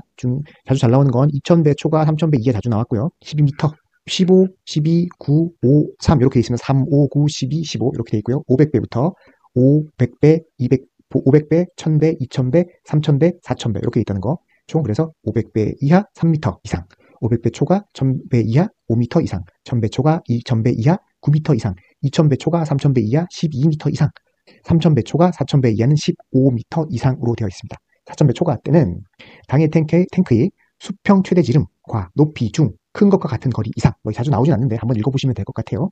30m 초과의 경우에는 30m 이상, 15m 미만의 경우는 15m 이상으로 한다. 중요한 건 위에 있는 것들이 더 자주 나오니까 암기를 해두시고 제일 중요한 건 12m, 이게 자주 출제되었다. 그렇지만 4000배 초과의 경우에도 한번 읽어보시고 이해하시면 좋을 것 같습니다. 자, 이러한 보유 공지가 좀 줄어드는 경우가 있어요. 육류 위험물 외에 위험물의 경우 5개 저장 탱크를 동일한 방류제 안에 2개 이상, 동일한 방류제 안에 2개 이상 설치하는 경우, 3분의 1, 위의 기준의 3분의 1 이상으로 할 수 있다. 하지만 3m는 이상이어야 한다. 이런 겁니다. 최소 3m, 하지만 위의 기준의 3분의 1로 할 수 있다. 언제? 2개 이상 설치하는 경우, 방류제 안에 2개 이상 설치하는 경우. 그리고 육류 위험물인 경우, 마찬가지로 3분의 1 이상으로 할 수 있다. 근데 최소는 1.5m는 이상이어야 한다. 육류 위험물 외 같은 경우, 그죠? 2개 설치할 때 3분의 1, 육류 위험물인 경우 3분의 1, 그죠? 근데 육류 위험물인 경우 2개, 육류 위험물인 경우 위에 기역, 니은이 겹쳐진 경우죠? 그러면 3분의 1의 또 3분의 1로 줄일 수 있다. 단 이때도 1.5m는 이상이어야 한다. 자, 육류 위험물 외의 경우 동일 방류제 안에 2개 있으면 3분의 1, 위의 기준에 3분의 1 이상으로 할 수 있다. 그만큼 줄어드는 거죠. 단 최소 너비는 3m 이상이어야 한다. 육류 위험물인 경우에는 그냥 3분의 1로 할 수 있다. 이때는 1.5m 이상으로 할 수 있다. 육류 위험물인 경우고 더하기 동일군에 2개 이상 설치할 경우는 3분의 1에 또 3분의 1로 할 수 있다. 3분의 1 곱하기 3분의 1이라는 뜻이에요. 자, 이때도 최소는 1.5m 이상이어야만 한다. 자, 탱크 1m당 37리터로 20분간 물을 수거할 수 있는 물 분부 설비가 있으면 2분의 1 이상으로 할 수 있다. 자, 원주 1m당 37리터로 20분을 물을 분수할 수 있는 물 분부 설비. 그 먼저 좀 더 안전해지겠죠? 그게 있으면 보유공지의 2분의 1 이상 공지로 할 수 있다. 그것까지 기억해 두시면 될 것 같습니다. 자, 외부 구조 및 설비 살펴봅니다. 5개 저장 탱크는 특정 5개 저장 탱크 및 준특정 5개 저장 탱크 외에는 요거 특정 외에는 두께 3.2mm 이상의 강철판, 여기 잘 나오니까 두께 3.2mm 이상의 강철판 또는 소방청장이 고시하는 적합한 재료, 이건 잘 안 나오겠죠. 그러니까 두께 3.2m 이상의 강철판이어야 하고, 그죠? 또 압력 탱크가 있어요. 압력 탱크 그 외의 탱크는, 그죠? 압력 탱크라면 최대 상용 압력이 대기업을 초과하는 탱크를 말해요. 이 말 자체로 기억해 두시고, 압력 탱크의 경우에는 그 외의 탱크는 충수 시험을, 압력 탱크는 최대 상용 압력의 1.5배 압력으로 10분간 실시하는 수압 시험을 해야 돼서 각각 세거나 변형되지 않아야 한다. 자, 압력 탱크 외의 탱크와 압력 탱크가 나눠져 있습니다. 시험이, 그죠? 압력 탱크는 최대 상용 압력의 1.5배의 압력으로 10분간 실시하는 수압 시험이 해서 세거나 변형되지 않아야만 합니다.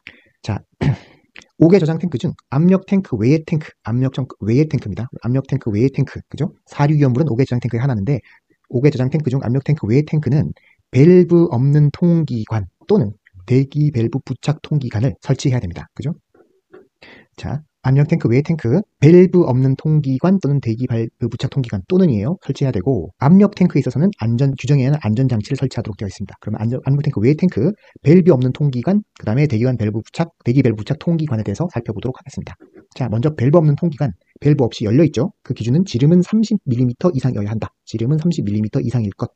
끝부분은 수평면보다 45도 이상 구부려 빗물 등의 침투를 막는 구조로 할 것. 이해하시겠죠? 지름은 30mm 이상일 것. 끝부분은 수평면보다 45도 이상 구부려가지고 빗물 등의 침투를 막는 구조로 할 것. 그 다음에 복잡한 말이 많이 나오는데 1화점이 38도 미만인 위험물을 저장 취급하는 탱크에 설치하는 화염 방지 장치를 설치하고, 그 다음에 후리망, 동등 이상의 성능을 가진 인화 방지 장치를 설치할 것. 중요한 거 인화 방지 장치를 꼭 기억하셔야 됩니다. 인화 방지 장치. 다만 1화점이 70도 이상인 것, 덜 위험한 거겠죠. 그럴 때는 설치하지 아니할 수 있다. 이렇게 쭉 규정이 있습니다. 중요한 건 인화 방지 장치를 설치해야 한다는 것. 38도 미만인 위험물을 저장 취급하는 탱크에는 화염 방지 장치를 설치하고, 그 외의 탱크에 설치하는 통기관에는, 그죠? 인화 방지 장치를 설치해야 된다. 이렇게 되어 있습니다. 그 다음에 가연성의 증기를 회수하기 위한 밸브를 통기관에 설치하는 경우에 있어서는 통기관 밸브는 항상 개방되는 구조로 한다. 기본적으로. 다만 폐쇄하였을 경우는 10kPa 이상에서 압력으로 개방되는 구조로 한다. 기본적으로 대부분 어떤 경우 저장 탱크 위험물을 주입하는 경우를 제외하고는 항상 개방되어 있는 구조로 되어 있다. 근데 폐쇄되었을 경우는 10kPa 이하의 압력에서 개방되는 구조로 한다. 이렇게 되어 있습니다. 밸브 없는 통기관 다시 살펴봅니다. 열려있고 지름은 30mm 이상일 것. 끝부분은 45도, 수평면보다 45도 이상 구부려서 빗물 등의 침투를 막는 구조로 할 것.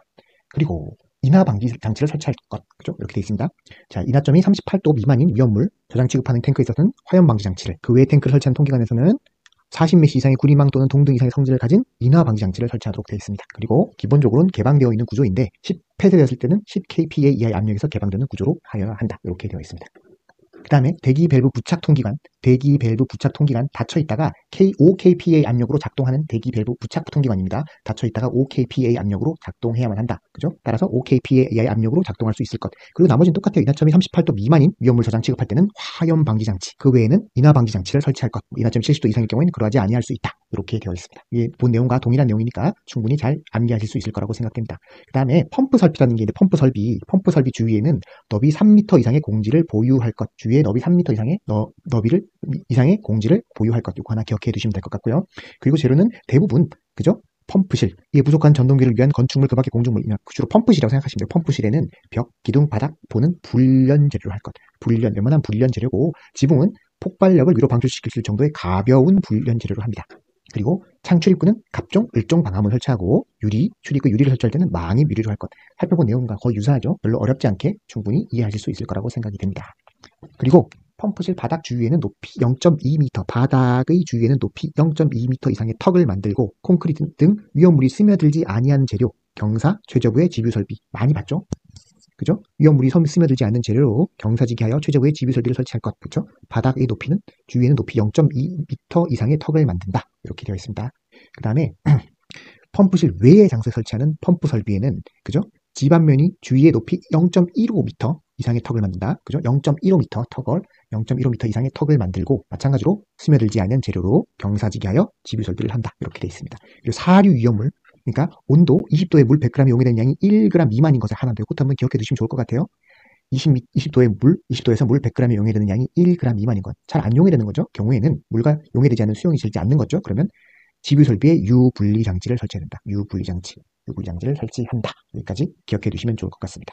그리고 게시판, 그죠? 옥외 저장 탱크 주입구에도 게시판을 백색 바탕의 흑색 문자로 표시해야 된다. 백색 바탕의 흑색 문자로 표시한다. 많이 보셨고, 방류제 살펴보도록 하겠습니다. 방류제, 인화성 액체 위험물, 이황화탄소를 제외한 인화성 액체 위험물은 방류제를 설치해야 됩니다. 방류제 기준이 조금 다를 수 있는데 어떤지 한번 살펴보도록 하겠습니다. 용량은 탱크가 하나일 때는 110% 이상, 110% 이상. 두 개일 때는 탱크 중 중량 최대 것의 110% 이상. 두 개 이상일 때, 이렇게 되시면 둘 다 110%예요. 110%, 두 개 이상일 때는 최대 것의 110%. 두 개 이상일 때, 뭐, 하나 것의 얼마, 나머지 것의 뭐 몇 프로, 이게 아닙니다. 그냥 두 개 이상일 때는 최대 것의 110% 이상이다. 방류제 꼭 기억하시고요. 인화성이 없는 액체 위험물 경우에는 모두 100으로 한다. 아시겠죠? 100으로 한다. 100. 탱크 가장 하나일 땐 그러면 100%, 두 개 이상일 때는 최대 것의 100%. 그렇죠? 이렇게 되는 겁니다. 자, 방류제 높이 0.5, 머리를 그려보세요. 0.5 이상이고 3m 이하, 두께는 0.2m 이상, 지하매설 깊이는 1m 이상으로 할 것. 이렇게 기준이 있습니다. 방류제 높이는 0.5 이상, 3m 이하, 두께는 0.2m 이상, 지하매설 깊이는 1m 이상으로 할 것. 면적은 8만 제곱미터 이하로 합니다. 8만 제곱미터.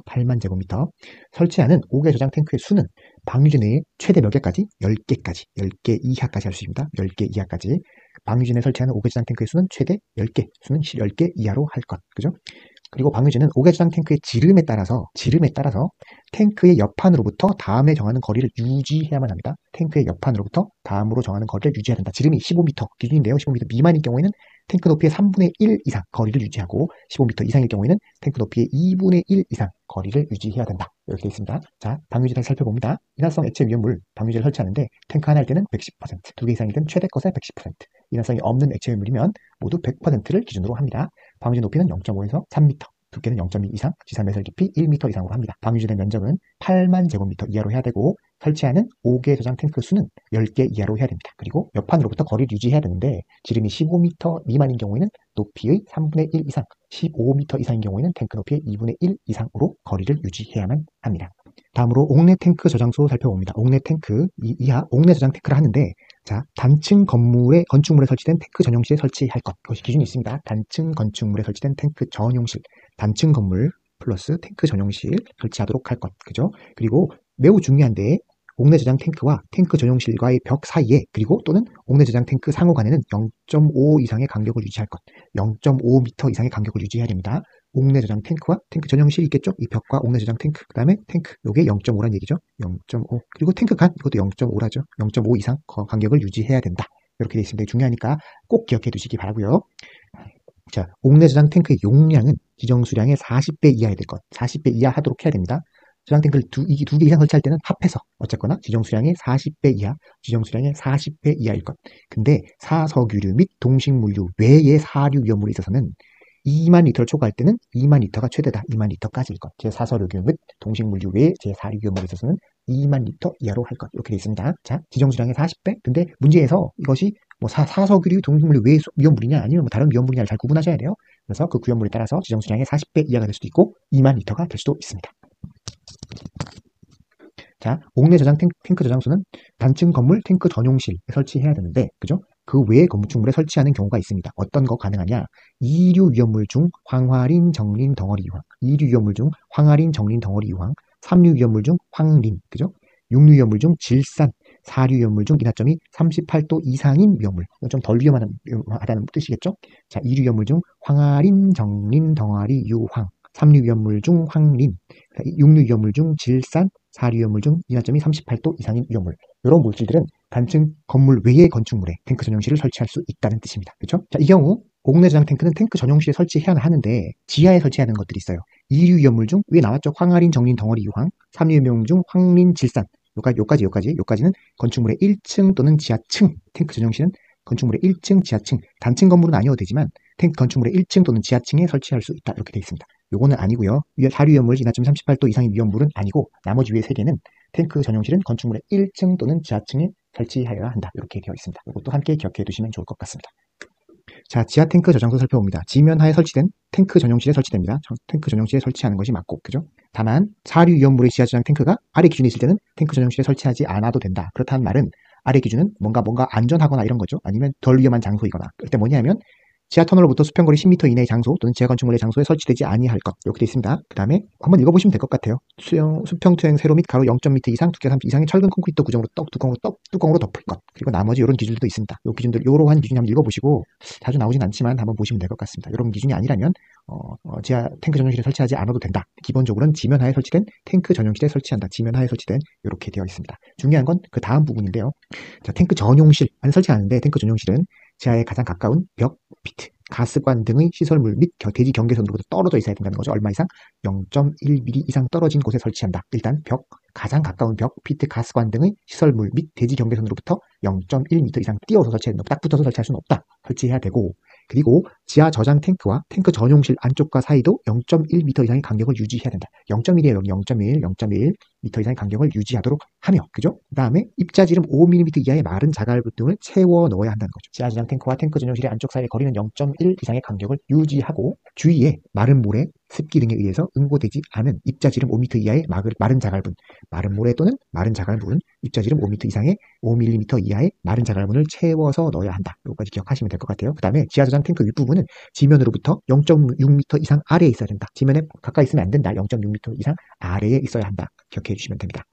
그리고 지하 저장 탱크를 2개 이상 인접해 설치하면 탱크도 띄어놔야겠죠? 2개 이상 설치하는 경우 1m, 상호간에 1m 이상 띄어넣어야 하는데, 근데 용량 합계가 100배 이하일 때는 그 반, 0.5m 이상의 간격을 유지한다. 기본적으로 지하 저장 탱크는 2개 이상 있으면 1m 이상 띄우는데 합계 용량이 100배 이하면 0.5m만 간격을 유지하도록 합니다. 다만 탱크 전용실의 벽이나 두께 20cm 이상의 콘크리트 구조물이 있는 경우에는 그러하지 아니합니다. 그러니까 탱크 전용실의 벽이나 두께 20cm 이상의 콘크리트 구조물이 있는 경우에는 그 간격을 유지하지 아니하여도 된다. 이렇게 되어 있습니다.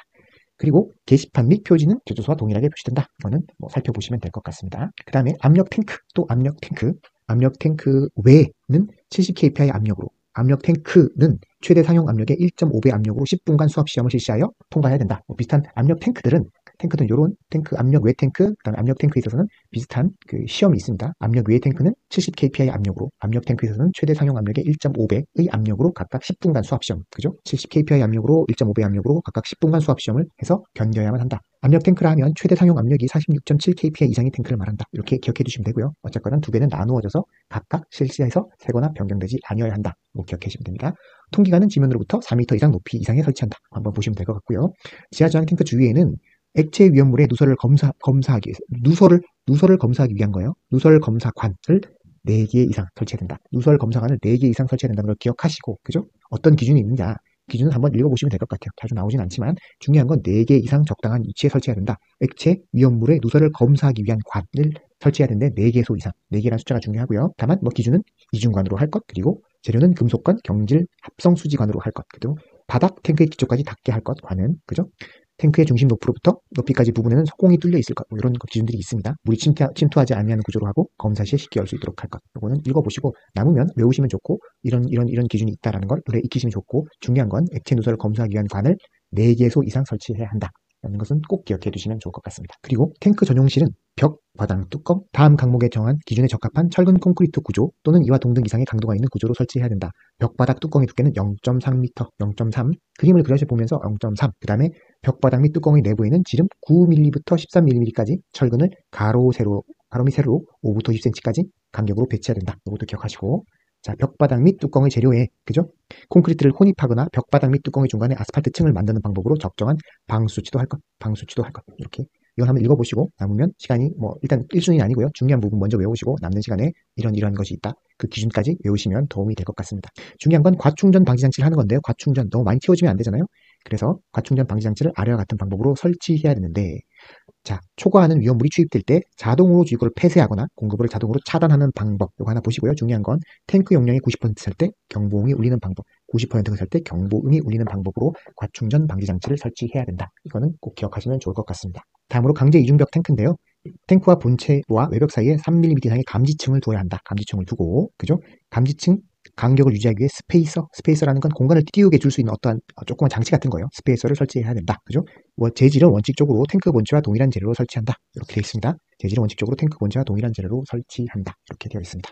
다음으로 간이 탱크 저장소 살펴봅니다. 자주 나오진 않지만 한번 살펴보도록 하겠습니다. 하나의 간이 탱크 저장소에는 그 탱크는 수를 3개 이하로 합니다. 3개 이하. 그 수를 3개 이하. 하나의 간이 탱크 저장소에 설치하는 간이 저장 탱크의 수는 3개, 3 이하로 하고 동일한 품질의 위험물이 간이 저장 탱크를 2 이상 설치하지 않는다. 동일한 거 2 이상 설치하지 않는다. 최대는 3개, 동일한 거 2개 이상 설치하지 않는다.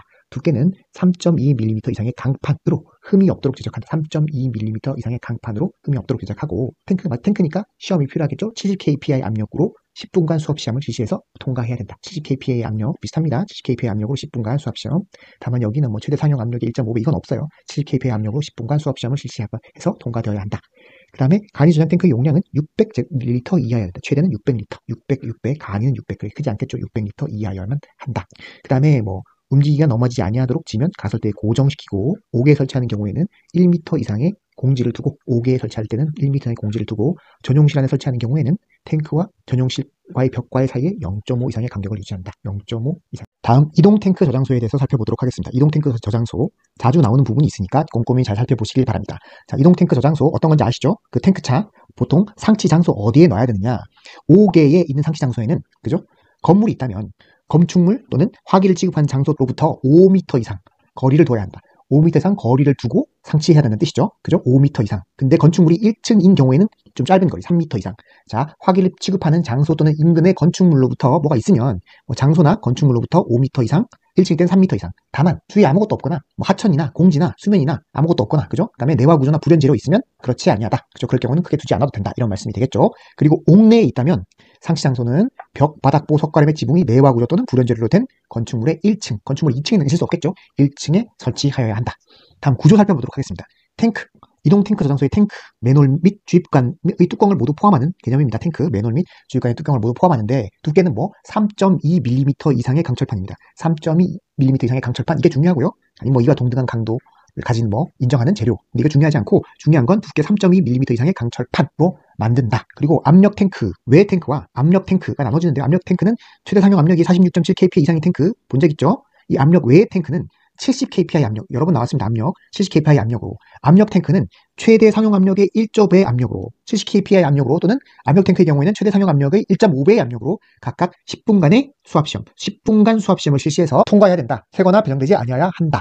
단 이 수압시험은 용접부에 대한 비파괴 시험과 기밀 시험으로 대신할 수 있다. 비파괴 시험과 기밀 시험으로 대신할 수 있다. 자, 압력 탱크 외의 탱크는 70kPa 압력으로, 압력 탱크는 최대 상용 압력 1.5배의 압력으로 각각 10분간 수압시험을 거쳐서 새거나 변형되지 아니어야 한다. 통과되어야 되는데 다만 이 수압시험은 용접부에 대한 비파괴 시험과 기밀 시험으로 대신할 수 있다. 이렇게 되어 있습니다. 다음에 탱크 내부에는 4,000리터마다 3.2mm 이상의 강철판 칸막이를 설치한다. 이와 동등한 정도의 금속성으로 어쨌거나 이거 중요하지 않고 3.2mm 이상의 강철판으로 칸막이를 설치한다. 그러면 예를 들어 8,000리터면 강철판이 몇 개 필요하죠? 하나만 있으면 되잖아요. 8,000면이 있으면 가운데 딱 들어가면 4,000이니까. 그죠? 12,000이면 2개만 있으면 됩니다. 그죠? 근데 11,000이면 그것도 2개겠죠? 11,000이면 4,000보다 좀 작게 4,000보다 3,000 얼마, 3,000 얼마, 3,000 얼마 이렇게 해가지고 대충 나눠지면 되니까 개념을 이해하시겠죠? 8,000이라고 단순히 4,000으로 나눠서 2가 되는 게 아니라 4,000이면 2개로 나눠지니까 가운데 1개만 있으면 된다. 그래서 칸막이는 1개만 있으면 된다. 이렇게 보시면 될 것 같아요. 안전장치 봅니다. 안전장치. 자, 상용 압력이 2,000kPa를 초과하는 탱크에 있어서는 1.1배 이하의 압력에서 작동하는 것으로 안전장치를 설치해야 된다. 근데 상용 압력이 2,000kPa 이하인 탱크에 있어서는 2020에서 24kPa 이하의 압력에서 그죠? 작동하는 것으로 안전장치를 설치한다. 근데 이걸 초과하는 것에 있어서는 상용 압력의 1.1배 이하, 기준이 2개로 나눠진다. 꼭 기억해 주시기 바랍니다. 다음으로 방파판 살펴봅니다. 방파판. 브레이크 등이 있으면 그죠? 쏠리지 않도록 그거를 쏠림을 방지해주는 판이라고 생각하시면 됩니다. 나중에 문제를 푸시면 그림도 살펴볼 기회가 있을 테니까 일단 그건 나중에 보시기로 하고 먼저 방파판 두께는 1.6mm 이상의 강철판 1.6mm 이상의 강철판 이와 동등 이상의 강도 내열성 및 내식성이 있는 금속성인 것으로 할 것 같은데 중요한 거는 1.6mm 이상의 강철판으로 한다. 그렇게 되어 있고요. 자, 하나의 구획 부분에 2개 이상의 방파판을 이동 탱크 저장소의 진행 방향과 평행으로 설치합니다. 진행 방향과 평행으로 설치해야 돼. 그죠? 각 방파판의 높이 및 칸막이로부터의 거리를 다르게 한다. 자, 평행으로 설치하고 각 방파판의 높이, 칸막이로부터의 거리는 다르게 설치한다. 그렇게 되어 있습니다. 그리고 이 아래 부분은 한번 읽어보시면 될 것 같아요. 다음 방어틀 살펴봅니다. 두께는 2.3입니다. 이거는 두께. 각 이렇게 나오죠. 강철판 3.2 많이 나오고 두께 2.3, 1.6 나오는데 방호틀 2.3 이상의 강철판 동등한 성질이 있는 재료로 한다. 2.3입니다. 2.3. 방호틀은 뭐 그림을 보시면 알겠지만 탱크 위에 보면 이 위에 이렇게 있는 부분이에요. 방호틀 위에 있는 부분이고요. 뭐 탱크로리가 이렇게 뭐 전복되거나 했을 경우에 그죠? 뭐 부속이 뭐 손상되기 위한 것을 방지하기 위한 장치다. 그렇게 보시면 됩니다. 일단 방호틀 두께 2.3mm 이상 강철판으로 한다. 그죠? 정상 부분은 부속 장치보다 50mm 이상 높게 그 이상으로 한다. 중요한 건 2.3 정도가 될 것 같습니다. 자, 다음 이동 탱크의 외부 도장을 하는데요. 각 류별에 따라서 색깔이 다릅니다. 1류 회색, 자, 중요한 거 적색, 2류, 3류 청색, 5류 황색, 6류 청색이고 4류는 적색을 권장한다고 합니다. 색깔도 함께 기억해 두셔야 될 것 같아요. 1류 회색, 2류 적색, 3류 청색, 5류 황색, 6류 청색, 4류는 적색을 권장한다. 자, 앞면, 뒷면 제외한 면적의 40% 이내 면적은 다른 유별의 색상 외에 색상으로 도장 가능. 다른 유별 색상 말고 다른 걸로도 색상이 가능하다. 탱크로리 차 보시면 색깔이 여러 가지 섞여 있죠? 그걸 기억하시면 될 것 같습니다. 자, 표지, 그림 문자, UN 번호, 표지, 그죠? 표지를 해야 되는데 위치를 보시면 전면, 상단, 후면, 상단, 둘 다 상단이에요. 상단, 이동 탱크 저장소, 전면 및 후면에 위험물 운반 차량 이렇게 표지를 한다는 거 기억하시고요. 색상 및 문자는 흑색 바탕에 황색의 반사 도료로 위험물이라고 표시를 해야 됩니다. 흑색 바탕에 황색의 반사 도료로 위험물이라 표기할 것. 그 다음에 UN 번호, 그림 문자 이런 걸 다 표기하는데 UN 번호는 황색 사각형 안에 번호를 씁니다. 휘발유의 같은 경우는 1203이겠네요. 1203이라고 황색 사각형 안에 번호를 표시하고 그 밑에 그림 문자를 해요. 인화성 액체의 그림 경우에 그림 문자는 이렇게 되어 있습니다. 자, 기억하실 거 표지 순서인데 표지부터 UN 번호, 그림 문자를 위에서부터 아래 순서로 표지, UN 번호, 그 다음에 그죠? 그림 문자를 이렇게 위에서부터 아래로 이렇게 써준다. 이렇게 생각하시면 될 것 같아요. 그리고 위험물 중 알킬 알루미늄 또는 알킬 리튬, 알킬 알루미늄, 알킬 리튬 뭔가 위험한 것들이죠. 이럴 경우에는 긴급 시의 연락처, 응급 조치에 관하여 필요한 사항을 기재한 서류, 연락처, 고무 장갑, 밸브 등의 결합 공구와 확성기. 거기서 많이 보셨죠? 유사한 걸 보신 적이 있을 텐데, 자, 이동 탱크 저장소에서는 알킬 알루미늄, 알킬 리튬, 긴급 시 연락처, 응급 조치에 필요한 사항을 기재한 서류, 고무 장갑, 밸브 등의 결합 공구, 확성기를 비치해야 된다. 기억하시기 바랍니다. 그리고 알킬 알루미늄 등을 저장 취급하는 경우, 그죠? 이런 경우 탱크 용량은 너무 많으면 안 된다. 1900리터 미만으로 하고 탱크 외부는 적색으로 도장한다. 이거 기억해 주시기 바랍니다. 자, 다음으로 주유 취급소 살펴보도록 하겠습니다. 자, 취급소의 종류는 4가지가 있죠. 주유 취급소, 판매, 일반, 이송. 주판 1, 2로 암기하시면 될 것 같은데요. 주판 1, 2, 주판으로 1, 2 튕기는 거예요. 주유, 판매, 일반, 이송. 이 중에 주유 취급소에 대해서 살펴봅니다. 자, 주유 취급소에는 주유 공지 및 급유 공지를 가져야 되는데 주유 공지가 있어야 되는데 주유 공지는 고정 주유 설비의 주유에는 주유를 받으려 들은 자동차 등이 출입할 수 있도록 너비 15m 이상, 길이 6m 이상의 콘크리트 등으로 주유 공지를 보유해야 된다. 그죠? 고정 주유 설비 주위에 공지가 있어야 되는 거예요. 자동차 등이 출입할 수 있도록 너비 15m 이상, 길이 6m 이상. 주유소 어떻게 생겼죠? 너비 15m 이상, 길이 6m 이상에 뭐가 있죠? 콘크리트 등으로 포장한 공지를 보유하고 있다. 주유 공지. 그죠? 그 다음에 고정 급유 설비를 설치하는 경우에는 그 고정 급유 설비 호스 기기의 주위에 필요한 공지, 급유 공지라고 합니다. 이 급유 공지를 또 보유해야 한다. 자, 주유 공지와 급유 공지를 보유한다. 고정 주유 설비 주위에 자동차 등이 출입할 수 있도록 너비 15m, 길이 6m 이상의 콘크리트를 포장한 주유 공지를 두고 고정 급유 설비를 설치하는 경우에는 호스 기기 주위에 필요한 급유 공지를 보유해야만 합니다. 자, 공지 바닥은 주위 지면보다 높게 하고 표면을 적당하게 경사지게 하여 새어나온 기름 및 그 밖의 액체가 공지의 외부로 유출되지 아니하도록 배수구 지뷰 설비 유분리 장치. 지뷰 설비는 많이 보셨죠? 그 다음에 유분리, 기름이니까 유분리 장치, 배수구까지 모두 필요합니다. 자, 다음으로 표지 게시판 살펴봅니다. 게시판, 제조소 기준에 따라 위험물 주유 취급소라는 표지를 하고 위험물 주유 취급소 하겠죠. 그리고 황색 바탕에 흑색 문자로 주유 중 엔진 정지라는 표시를 한 게시판을 설치합니다. 그렇게 하겠죠. 주유소에 주유 중 엔진 정지 많이 보셨습니다. 머리에 떠올리시면 됩니다. 탱크 용량 아래 것들만 가능한데 기본적으로 자, 고정 주유 설비에 접속하는 전용 탱크는 5만 리터 이하의 것으로 하고 고정 급유 설비에 직접 접속하는 전용 탱크로서는 5만 리터 이하. 둘 다 기본적으로 5만 리터다. 5만 리터. 근데 보일러 등에 직접 접속하는 건 좀 작습니다. 1만 리터. 자, 기본은 5만으로 하시고 고정 급유 설비, 고정 주유 설비 직접 접속하는 전용 탱크는 5만 리터. 보일러는 1만 리터. 보일러에 직접 접속하는 전용 탱크는 1만 리터. 자동차 등을 점검하는 작업장 등에서 사용하는 폐유, 윤활유 등의 위험물을 저장하는 탱크로서는 용량이 2,000리터. 그렇게 많이 필요 없겠죠. 자동차 등의 점검, 정비하는 작업장 등. 주유소 취급소 안에 설치된 것만 하는 거예요. 자동차 등을 점검, 정비하는 작업장 등은 2,000리터 이하의 탱크. 그 다음에 간이 저장 탱크는 600. 간이 저장이 가장 작다. 간이 저장 탱크 가장 크다. 단, 고속도로의 경우에는 주유 취급소 경우에는 고정 유설비에 직접 접속한 경우에는 크다. 좀 더 크다. 6만 리터까지 가능하다. 원래는 5만 리터인데 고속도로면 6만 리터까지 가능하다. 기억해 두시면 될 것 같습니다. 다음으로 고정주유 설비 봅니다. 고정주유 설비. 주유취급소에는 자동차 등의 연료 탱크에 직접 주유해요. 그죠? 주유 설비가 있죠, 보통? 많이 보셨죠? 주유소에 있는 거 설치하여 하겠죠, 당연히.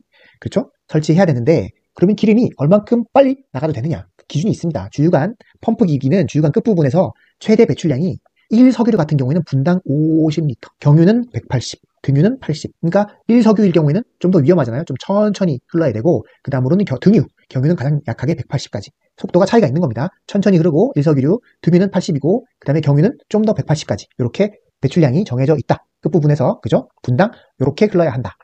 단, 이동 저장 탱크에 주입하기 위해서는 분당 300리터 이하까지입니다.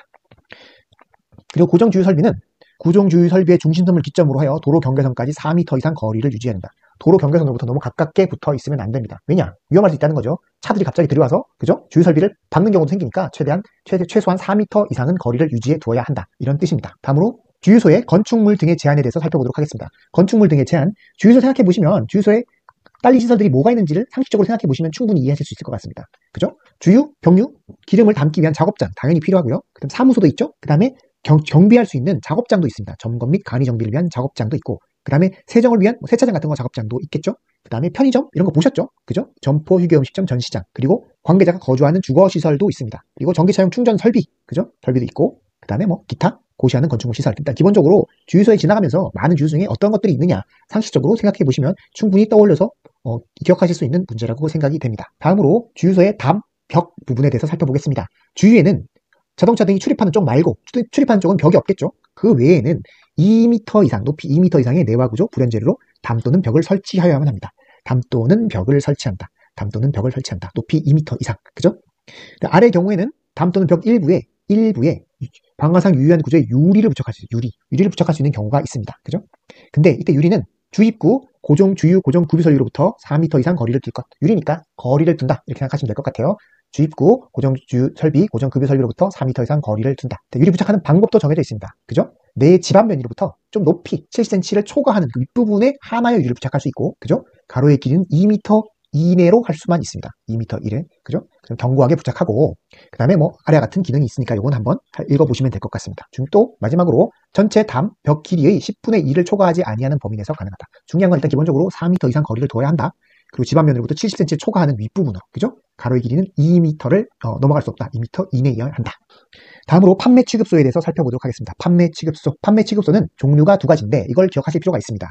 지정 수량이 20배 이하이면 1종, 지정 수량이 40배 이하이면 2종 판매 취급소로 취급이 됩니다. 1종과 2종 나눠져 있고, 지정 수량이 20배 이하인지 지정 수량이 40배 이하인지에 따라서 1종과 2종으로 나누어져 있습니다. 자, 1종 지정 수량 20배 이하인 판매 취급소의 기준은 건축물의 1층에 설치합니다. 1층. 그죠?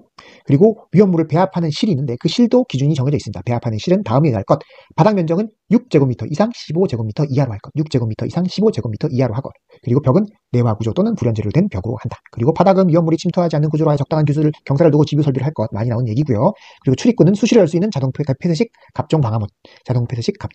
그리고 출입구 문턱의 높이는 바닥면으로부터 0.1mm 이상으로 할 것. 문턱의 높이는 바닥면으로부터 0.1mm 이상으로 할 것. 그 다음에 가연성 증기, 가연성 미분, 방출하는 설비를 할 것. 이거는 참고로 읽어보시면 될 것 같습니다. 1종 판매 기준, 배합하는 실은 건축물을 1층에 하고 배합하는 실은 바닥 면적 6제곱미터 이상 15제곱미터 이하 내와 불연재로 된 벽. 그죠? 그 다음에 뭐 경사, 그 다음에 스치지 않고 지뷰 설비를 하고, 경사 침투하지 않고 지뷰 설비를 하고, 그리고 출입구는 수시로 열 수 있는 자동 폐쇄식 갑종 방화문, 그리고 출입구 문턱 높이는 바닥면으로부터 0.1mm 이상으로 해야만 한다. 다음으로 이송 취급소 살펴봅니다. 배관을 통해 위험물을 공급하는 그런 시설이에요. 그냥 배관을 통해서 자주 볼 수는 없지만 배관문을 통해 위험물을 공급하고, 그 계량기에 따라서 얼마만큼 갖는지에 따라서 금액을 정산하는 방식이다. 일반적인 곳에 있지는 않지만 이런 곳이 배관을 통해 위험물을 공급하는 이런 시설이 있을 수 있습니다. 이송 취급소. 설치 장소는 이런 데는 설치하면 안 된다. 당연하겠죠. 철도, 도로, 고속도로, 터널안, 그죠? 고속국도, 자동차 전용 도로, 중앙분리대, 호수, 급경사 지역 붕괴 위험 당연히 한 얘기고요. 그 다음에 하천 또는 수로의 밑에 배관을 매설하는 경우도 있어요. 매설하는 경우 배관의 외면과 계획 하상과의 거리는 아래와 같다. 하천을 횡단하는 경우 4m 이상 두어야 한다. 수로를 횡단하는 경우에는 뭐 2.5m, 1.2m 이건 참고사항 보시고, 하천을 횡단하는 경우에는 3m 거리를 두어야만 한다. 그리고 밸브는 관리자가 아니면 수동으로 개폐할 수 없어야 되겠죠. 대부분 이런 경우는 긴 배관을 두고 오래는 가기 때문에 만약에 밸브를 아무나 와서 개폐할 수 있으면 안 되니까 관리자가 아니면 수동으로 개폐할 수 없도록 해야 된다. 이렇게 돼 있습니다. 그 다음에 비파괴 시험을 해야 된다. 그죠? 배관 등 용접부는 비파괴 시험을 통과해야만 하고, 근데 어떻게 시험을 하느냐? 그죠? 설치된 배관 등 전체 용접부의 20% 이상을 발제하여, 다 하진 않고 20% 이상을 발제하여 비파괴 시험을 실시할 수 있다. 그리고 경보 설비도 설치해야 되는데요. 이송 기지에는 비상벨 장치, 확성 장치, 비상벨 장치, 확성 장치를 설치하고, 그죠? 가연성 증기를 발생하는 위험물을 취급하는 펌프실 등에는 가연성 증기 경보 장치를 설치하다. 얼마만큼 채울 수 있는지에 대한 문제인데요. 탱크의 크기만큼 다 채울 수 있는 것은 아닙니다. 기본적으로 탱크의 크기, 내용적이라고 하는데요. 이만한 크기의 탱크 안에 공간 용적, 비워둬야 하는 공간이 있습니다. 요만큼을 비워둬야 하는 공간, 비워두고 이 나머지 부분이 탱크의 용량이 되게 됩니다. 다시 말해 용량은 탱크의 내용적, 전체의 크기를 말합니다. 전체 크기에서 비워둬야 하는 공간 용적을 제외하고 나머지 부분, 이것이 탱크의 용량이 되게 됩니다. 그렇다면 먼저 전체의 크기, 내용적을 구할 수 있어야만 합니다. 내용적에 대해서 살펴보도록 합니다. 크게 타원형 탱크와 원통형 탱크로 나눌 수 있는데요. 타원형 탱크일 경우 양쪽이 볼록하게 나와 있는 것, 그리고 한쪽은 볼록하고 다른 한쪽은 오목하게 들어가 있는 것, 두 가지로 나눌 수 있습니다. 공식은 여기 쓰여 있는 대로입니다. 4분의 파이 AB, A, B 곱하기 L 더하기 L1, L2 더하기 나누기 3 이렇게 되어 있습니다. 공식을 잘 외우시고 비슷하니까요. 꼭 외워두셔야만 합니다. 볼록한 거는 한쪽이 오목한 것은 양쪽이 볼록한 거와 거의 비슷하나 L1에서 L2 볼록한 측면에서 오목한 부분을 뺀다. 이 부분만 달라져 있다는 것 기억하시고요. 다음으로 원통형 탱크 살펴봅니다. 횡으로 설치한 것. 횡, 옆으로 누워있는 것이죠. 이것은 더 간단합니다. 파이 R의 제곱에 파이 R은 여기 반지름이죠. 파이 R의 제곱에 L 더하기 L1, L2 더하기 나누기 3입니다. 자, 다시 살펴봅니다. 원통형 탱크 파이 R의 제곱 L 더하기 L1 더하기 L2 나누기 3. 종으로 설치된 것은 더 간단합니다.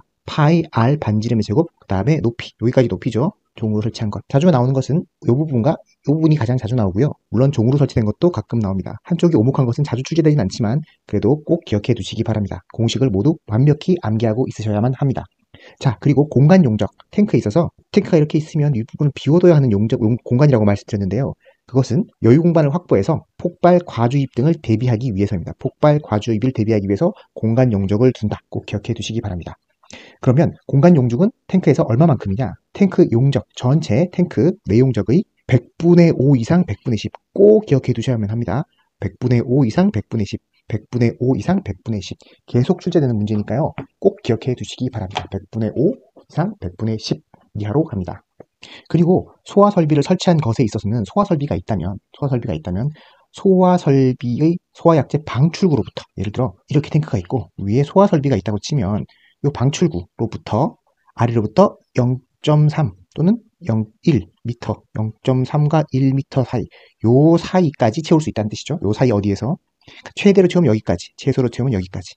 기억해 두세요. 방출구로부터 0.3m 이상부터 1m 미만 요 사이의 용적으로 채울 수 있다. 이렇게 기억하시면 될 것 같습니다. 자, 안반 탱크의 경우 용출하는 7일간의 지하수 양에 상당하는 용적과 해당 탱크 내용적의 100분의 1 용적 중 큰 용적으로 내용적을 공간 용적으로 한다. 이렇게 되어 있습니다. 100분의 1 용적과 7일간의 지하수 양 비교해서 큰 용적으로 정하게 되어 있습니다. 다음으로 위험물 안전관리 법령에 대해서 살펴보도록 하겠습니다. 첫 번째, 제조소등의 설치입니다. 설치했을 경우 향후에 변경할 수도 있겠죠. 자, 제조소 등을 설치하고자 하거나 제조소 등의 위치 구조 설비거든요. 위구설을 변경하고자 할 때, 그러니까 기본적으로 설치 또는 변경인데 변경 중에는 위치 구조 설비 설치할 때는 당연히 들어가고요. 처음에 짓는 거니까. 그 다음에 변경할 때 중에는 위치 구조 설비를 변경할 때에는 허가를 받아야 합니다. 허가 사항과 크게 신고 사항이 있는데요. 허가는 처음에 당연히 설치할 때 그렇겠죠. 그리고 변경할 때도 어떤 특정 부분, 위, 구, 설 변경할 때는 허가 사항이고, 신고 중에는 설치는 아니고요. 변경 중에 신고해야 되는 부분이 나오게 됩니다. 이따 살펴보도록 할게요.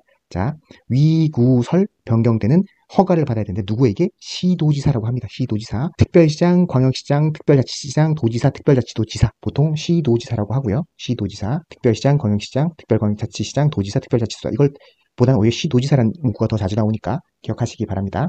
시도지사에게 허가를 받는다. 설치하거나 변경할 때는 위치구조 설비 변경 시는 시도지사의 허가를 받아야만 합니다. 그리고 설비 등을 변경 시 허가를 받지 아니하게 되면, 변경 시 안 받으면 시도지사는 허가를 취소할 수 있고요. 그리고 사용정지 명령도 가능합니다. 허가의 취소 및 사용정지 명령이 가능하다. 허가의 취소 및 사용 정지 명령이 가능하다. 변경 시 허가 안 받으면 안 되겠죠. 당연히 받아야만 합니다. 안 받으면 허가가 취소되거나 사용 정지 명령을 받을 수가 있습니다.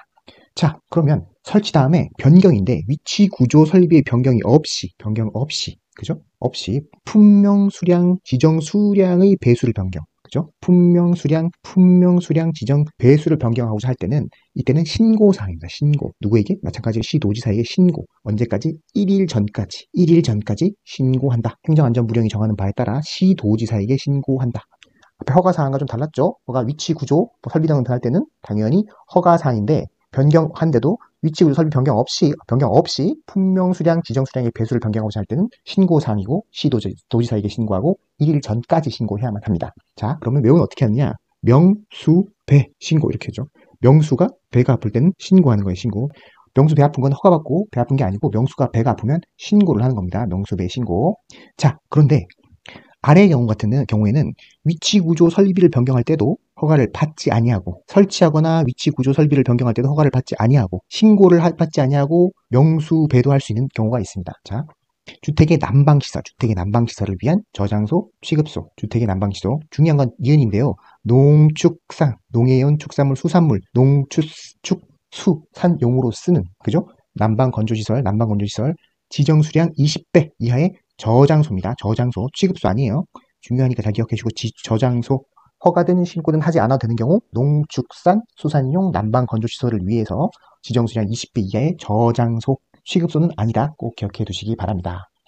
다음으로 탱크 안전 성능 검사에 대해서 살펴보도록 하겠습니다. 자, 제조소 설치 또 위구설의 변경 허가를 받죠. 근데 여기 대해서 설치공사, 변경공사를 하는 때에는 그죠? 검사를 나중엔 다 하고 난 다음에 완공검사를 받을 거 아니에요? 그 완공검사 받기 전에 시도지사에게 탱크 안전 성능 검사를 받아야 됩니다. 자, 제조소를 설치하거나 위치 구조, 설비 변경에 따라서 변경을 할 때는 허가를 받아야 되는데 이때는 그 변경 공사를 하고 끝에 완공 검사를 받겠죠. 근데 그 완공 검사 받기 전에 시도지사에게 탱크에 대해서 탱크 안전 성능 검사를 받아야만 합니다. 그러면 어떤 거냐? 먼저 기초 집안 검사, 충수 수압 검사, 용접부 검사, 안반 탱크 검사가 있습니다. 그죠? 기지, 수수, 용암이에요. 기지, 수수, 용암. 기지에 그죠? 용암이 뿜어져 나와서 물을 뿌리죠. 기지, 수수, 용암이요. 기지, 수수, 용암. 다시 기지, 수수, 용암입니다. 자, 기지. 여기서 보면 기본적으로 수수, 물이죠. 안반 탱크. 뭔가 안반 탱크도 물일 것 같잖아요. 그럼 먼저 액체 위험물이에요. 이건 액체 위험물 취급하는 탱크인데 안반은 안반 내겠죠. 이렇게 충수와 안반을 먼저 외웠습니다. 기초 집안, 용접부 이거 똑같은데 여기는 똑같이 액체인데요. 액체 탱크, 위험물 탱크인데 옥외 탱크. 기지는 밖에 있어요. 용접도 밖에서 하고요. 옥외 탱크 저장소. 일때는 용량이 100만 리터 이상인 탱크예요. 100만 리터 이상인 탱크. 자, 처음으로 다시 살펴보면 기지, 수수, 용암. 기지에 용암이 끓어오르면 물을 뿌리는 거예요. 기지, 수수, 용암. 그죠? 근데 수수, 물이고 용암이고 다 물이죠. 그냥 액체 위험물로 시작한다. 액체 위험물을 저장 취급하는 탱크. 근데 안반은 안반 내 공간. 그리고 기지, 용접부 검사. 요거는 뭐죠? 밖에 있죠. 용접도 마찬가지고 기지도 밖에 있어요. 옥외 탱크 저장소의 액체 위험물 탱크 중 용량이 100만 리터 이상인 탱크일 때 이런 검사를 탱크 안전 성능 검사를 실시하고 있습니다. 다음 완공 검사 살펴봅니다. 완공 검사. 그죠? 설치 마쳤거나 위구조 설비 변경을 마칠 때에는 시도지사가 행하는 완공 검사를 당연히 받아야겠죠. 시도지사가 하는 완공 검사를 받는다. 시도지사가에게 완공 검사를 받는데 그럼 그 완공 검사를 해달라는 신청서는 어디에 되느냐? 시도지사뿐만 아니라 소방서장, 한국소방산업기술원에까지 제출합니다. 자, 완공 검사는 시도지사가 하는 건데 신청서는 시도지사만 아니라 소방서장, 한국소방산업기술원에까지 제출할 수 있습니다. 자, 이해하셨죠? 다음 지휘승계 살펴봅니다. 설치자가 사망하거나 양도하거나 그죠? 합병하거나 상속하거나 뭐 여러 가지 있어요. 이건 그렇게 중요하지 않고 이렇게 됐을 경우 어떻게 해야 되느냐? 지위를 승계한 날부터 30일 이내에 시도지사에게 신고합니다. 왜? 허가 사항이가 이미 허가는 받았잖아요. 그죠? 허가는 받은 상황이니까 주체만 변할 때는 다시 허가를 받을 필요는 없고 지위를 승계했다는 신고만 하면 됩니다. 누구에게? 시도지사에게 30일 이내 사후에 신고합니다. 다음 용도 폐지. 그만 쓸 수 있죠. 용도를 폐지할 때는 마찬가지로 사후에 신고하는데 폐지한 날로부터 14일 이내에 시도지사에게 용도 폐지 14일 시도지사, 그죠? 지휘승계 30일 시도지사 모두 신고해야 한다. 다음 예방 규정에 대해서 살펴보겠습니다. 대통령령이 정하는 제조소 등의 관계인이거든요. 주체는 관계인이고요. 뭘 해야 되느냐? 예방 규정을 만들어서, 그죠? 제조소 등을 시작하기 전에 시도지사 또는 소방서장에게 제출해야 됩니다. 자, 다시 대통령령이 정하는 제조소 등의 관계인은 예방 규정을 만들어서 사용 전에 시도지사 또는 소방서장에게 제출해야 됩니다. 예방 규정을 변경한 때도 마찬가지고요. 그럼 대통령령이 정하는 제조소 등은 어떤 것들이냐? 즉 예방 규정을 만들어야 하는 제조소 등은 어떤 것이냐? 아래와 같습니다. 첫 번째 제조소 10배 이상 위험물인데 10배 이상 위험물의 제조소. 그 다음에 옥외부터 나와요. 옥외 저장소 100배.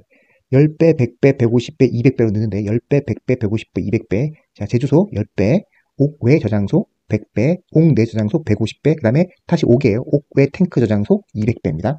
자, 10배 이상의 위험물 취급하는 제조소, 100배 이상의 위험물 저장하는 옥외 저장소, 150배 이상의 위험물 저장하는 옥내 저장소, 200배 이상의 위험물 저장하는 옥외 탱크 저장소. 자, 이렇게 돼 있고요. 그 다음에 저장소 중에 이하 간암 탱크가 있죠. 저장소는 이하 간암인데 암만 나왔어요.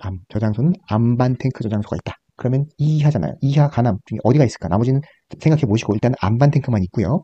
그 다음에 취급소는 이송 취급소가 있고, 취급소는 2개예요. 그 다음에 일반 취급소, 이송 취급소는 다고, 일반 취급소는 10배 이상의 위험물을 취급하는 일반 취급소. 이렇게 되어 있습니다. 10배 이상 위험물을 취급하는 일반 취급소. 일단은 모두 예방 규정을 정해서 시도지사에게 사용하기 전에 시도지사 또는 소방서장에게 제출하여야만 합니다. 자, 뒤에 부분 한번 시간 될 때 읽어보시고, 하지만 중요한 건 본문이 더 중요하다. 요것도 한번 읽어보시면 될 것 같습니다. 다음 정기점검. 자, 정기점검은 대통령령 등이 정하는 이것도 똑같습니다. 관계인은 그죠? 연 1회 이상. 몇 번 한다? 연 1회. 매우 중요하죠. 연 1회. 1년에 한 번만 해요. 연 1회 정도 정기점검을 해야 되죠. 정기점검. 그러면 대통령이 정하는 제조소 등은 뭔가? 위의 예방규정 대상 제조소. 위에 예방규정 다 들어가요, 그거. 거기에 더해서 정기점검은 더 많이 해야 돼요, 범위가. 지하 탱크 저장소, 이동 탱크 저장소. 그죠? 지하 탱크 저장소, 이동 탱크 저장소. 이렇게 있습니다. 요거는 모두 정기점검을 해야 한다. 그죠? 그 다음에 지하에 매설된 탱크가 있는 제조소, 주취급소, 일반 취급소. 지하에 뭐가 매설돼 있으면 제조소, 주취급소, 일반 취급소. 앞에는 10배 이상 이런 게 있는데 상관없이 지하에 매설돼 있으면 제조소, 일반 취급소, 주취급소도 모두 정기점검 대상이 됩니다. 자, 위에 예방 규정 대상과 정기점검 구분해서 기억하시고, 예방 규정 대상 제조소 등은 여기 일단 들어와 있어요. 여기에 더해서 정기점검에는 요 가지 3가지가 더 있다. 이렇게 같이 기억해 두십니다. 다음 자체 소방대 살펴봅니다. 언제 자체 소방대를 설치해야 되는가? 언제? 대상이 딱 정해져 있어요. 제조소, 일반 취급소예요. 제조소, 일반 취급소. 그 다음에 5개 탱크 저장소도 한번 나오고, 주로는 제조소, 일반 취급소고, 대상은 위험으로 사류 위험물, 둘 다 사류예요.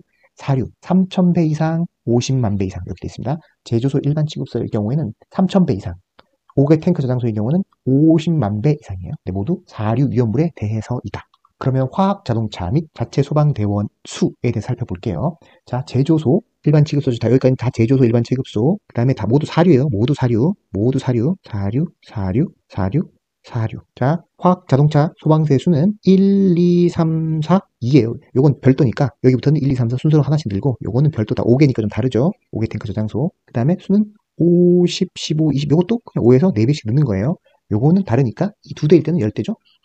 그죠? 둘 다 그냥 여기선 전부 다 곱하기 5 한다. 곱하기 5 하면 이렇게 돼요. 전부 다 곱하기 5. 자, 그러면 처음은 뭐냐? 3,000배 이상 12만 배. 여기는 12만 배 이상 24만 배. 24만 배 이상 48만 배. 48만 배 이상. 자, 3,000배 이상 12만 배 이상 24만 배 이상 48만 배 이상. 제조소 같은 경우는 1, 2, 3, 4 곱하기 5에서 50, 15, 20.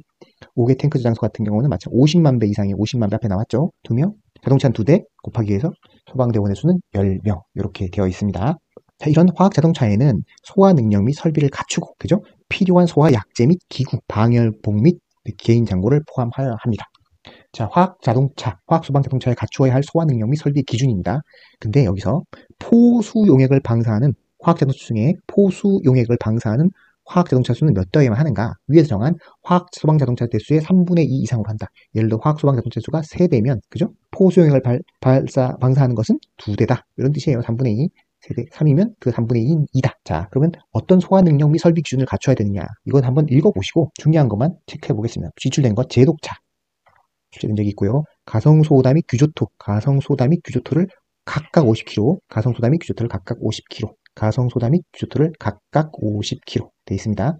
자, 포수용액 방사차, 그죠? 2,000리터 이상일 것 이렇게 돼 있습니다. 그죠? 이제 분말은 1,400kg 이상의 분말을 설치할 것, 그죠? 할로겐 화합물 방사차는 1000kg 이상의 할로겐 화합물을 비치할 것. 이산화탄소는 3000kg 이상의 이산화탄소를 비치할 것. 이 정도 살펴보시고 남는 시간에 있으면 살펴보시면 될 것 같습니다. 다음으로 행정처분의 기준 살펴봅니다. 변경 허가를 받지 않고 설비, 위구설을 변경한 경우 경고 또는 사용정지 15일입니다. 경고 또는 사용정지 15일. 또 완공검사를 당연히 받아야 되는데 안 받았으면 사용정지 15일. 그리고 위험물 안전관리자도 선임해야 되죠. 안 하면 사용정지 15일이다. 이렇게 사용정지 15일인 것도 있고요. 그 다음에 정기검사를 안 받으면 완공검사하고 정기검사인데 완공검사는 처음 한 번 받는 거죠. 매우 중요하니까 방향이 받아야 되니까 15일이고 정기검사는 1년에 한 번씩 받는 건데 받지 않은 경우는 10일 이렇게 기억하시면 될 것 같습니다. 나머지도 시간 되시면 기억해 주시고요. 그리고 긴급 사용정지 명령은 시도지사, 주체, 시도지사, 소방본부장, 소방서장은 그죠? 뭐가 위험하면 당연히 긴급 사용 정지 명령을 할 수 있겠죠. 공공의 안전을 유지하거나 재해 발생을 방지하기 위해서 공공의 안전을 재해 발생 방지를 위해서 누가? 시도지사, 소방본부장, 소방서장은 긴급한 거죠. 긴급한 필요에 있어서 제조소 등을 사용을 일시 정지하거나 제한을 명할 수 있다. 이렇게 되어 있습니다. 사용을 일시 정지하거나 제한을 명할 수 있다. 긴급 사용 정지 명령을 내릴 수 있다. 이렇게 생각하시면 될 것 같습니다. 자, 마지막 벌칙 살펴보겠습니다. 제조소 등 허가를 받지 않고, 허가를 안 받았어요. 허가를 받지 않고, 그죠? 지정 수량 이상 위험물을 저장 취급한 장소에서 위험물을 유출, 방출, 확산시켜서 어떻게 됐죠? 그러면 사람의 생명, 신체 또는 재산에 대해서 위험을 발생시킨 자는 1년 이상 10년 이하의 징역입니다. 1년 이상 10년 이하의 징역인데 사항에 있을 경우, 단순히 재산에 위험을 발생시킨다는 것은 결과가 일어난 건 아니에요. 그냥 흔히 말하면 위험이 발생한 거죠. 위험만 발생시켰을 경우에는 1년 이상 10년 이하의 징역인데 위험을 넘어서 구체적으로 상해나 사망의 결과를 일으켰을 경우는 죄질이 훨씬 더 형량이 무겁다. 상해일 경우 무기 또는 3년 이상의 징역, 사망일 때는 무기 또는 5년 이상의 징역에 이르게 됩니다. 자, 허가 안 받고 위험을 취급하다가 유출, 방출, 방출시켜서 위험만 발생시키면 1년 이상 10년이고 위험 발생을 넘어서 구체적인 결과, 상해를 일으키면 무기 또는 3년 이상의 징역, 사망을 일으키면 무기 또는 5년 이상의 징역에 처하게 됩니다. 자, 그다음에 과실, 업무상 과실이죠. 과실로 인해서 마찬가지예요. 위험을 유출, 방출, 방산시켜 사람의 생명, 신체, 재산에 위험을 가했을 때는 사람의 생명, 신체에 대해서 위험이죠. 여기도 마찬가지 위험만 가했을 때는 여기는 뭐죠? 7년 이하의 금고, 7천만 원 이하의 벌금. 위험보다 조금 약하죠? 7년 이하의 금고, 7천만 원 이하의 벌금. 근데 여기서 더 나가서 위험을 넘어서서 사망 또는 상해에 이르게 되면 10년 이하의 징역 또는 10년 이하의 징역 금고 또는 1억 원 이하의 벌금에 처하게 되어 있습니다. 자, 모두 수고하셨고요. 오늘로써 위험물 산업기사 이론 강의를 모두 마치도록 하겠습니다. 모두에게 좋은 결과가 있으시길 바라겠습니다. 감사합니다.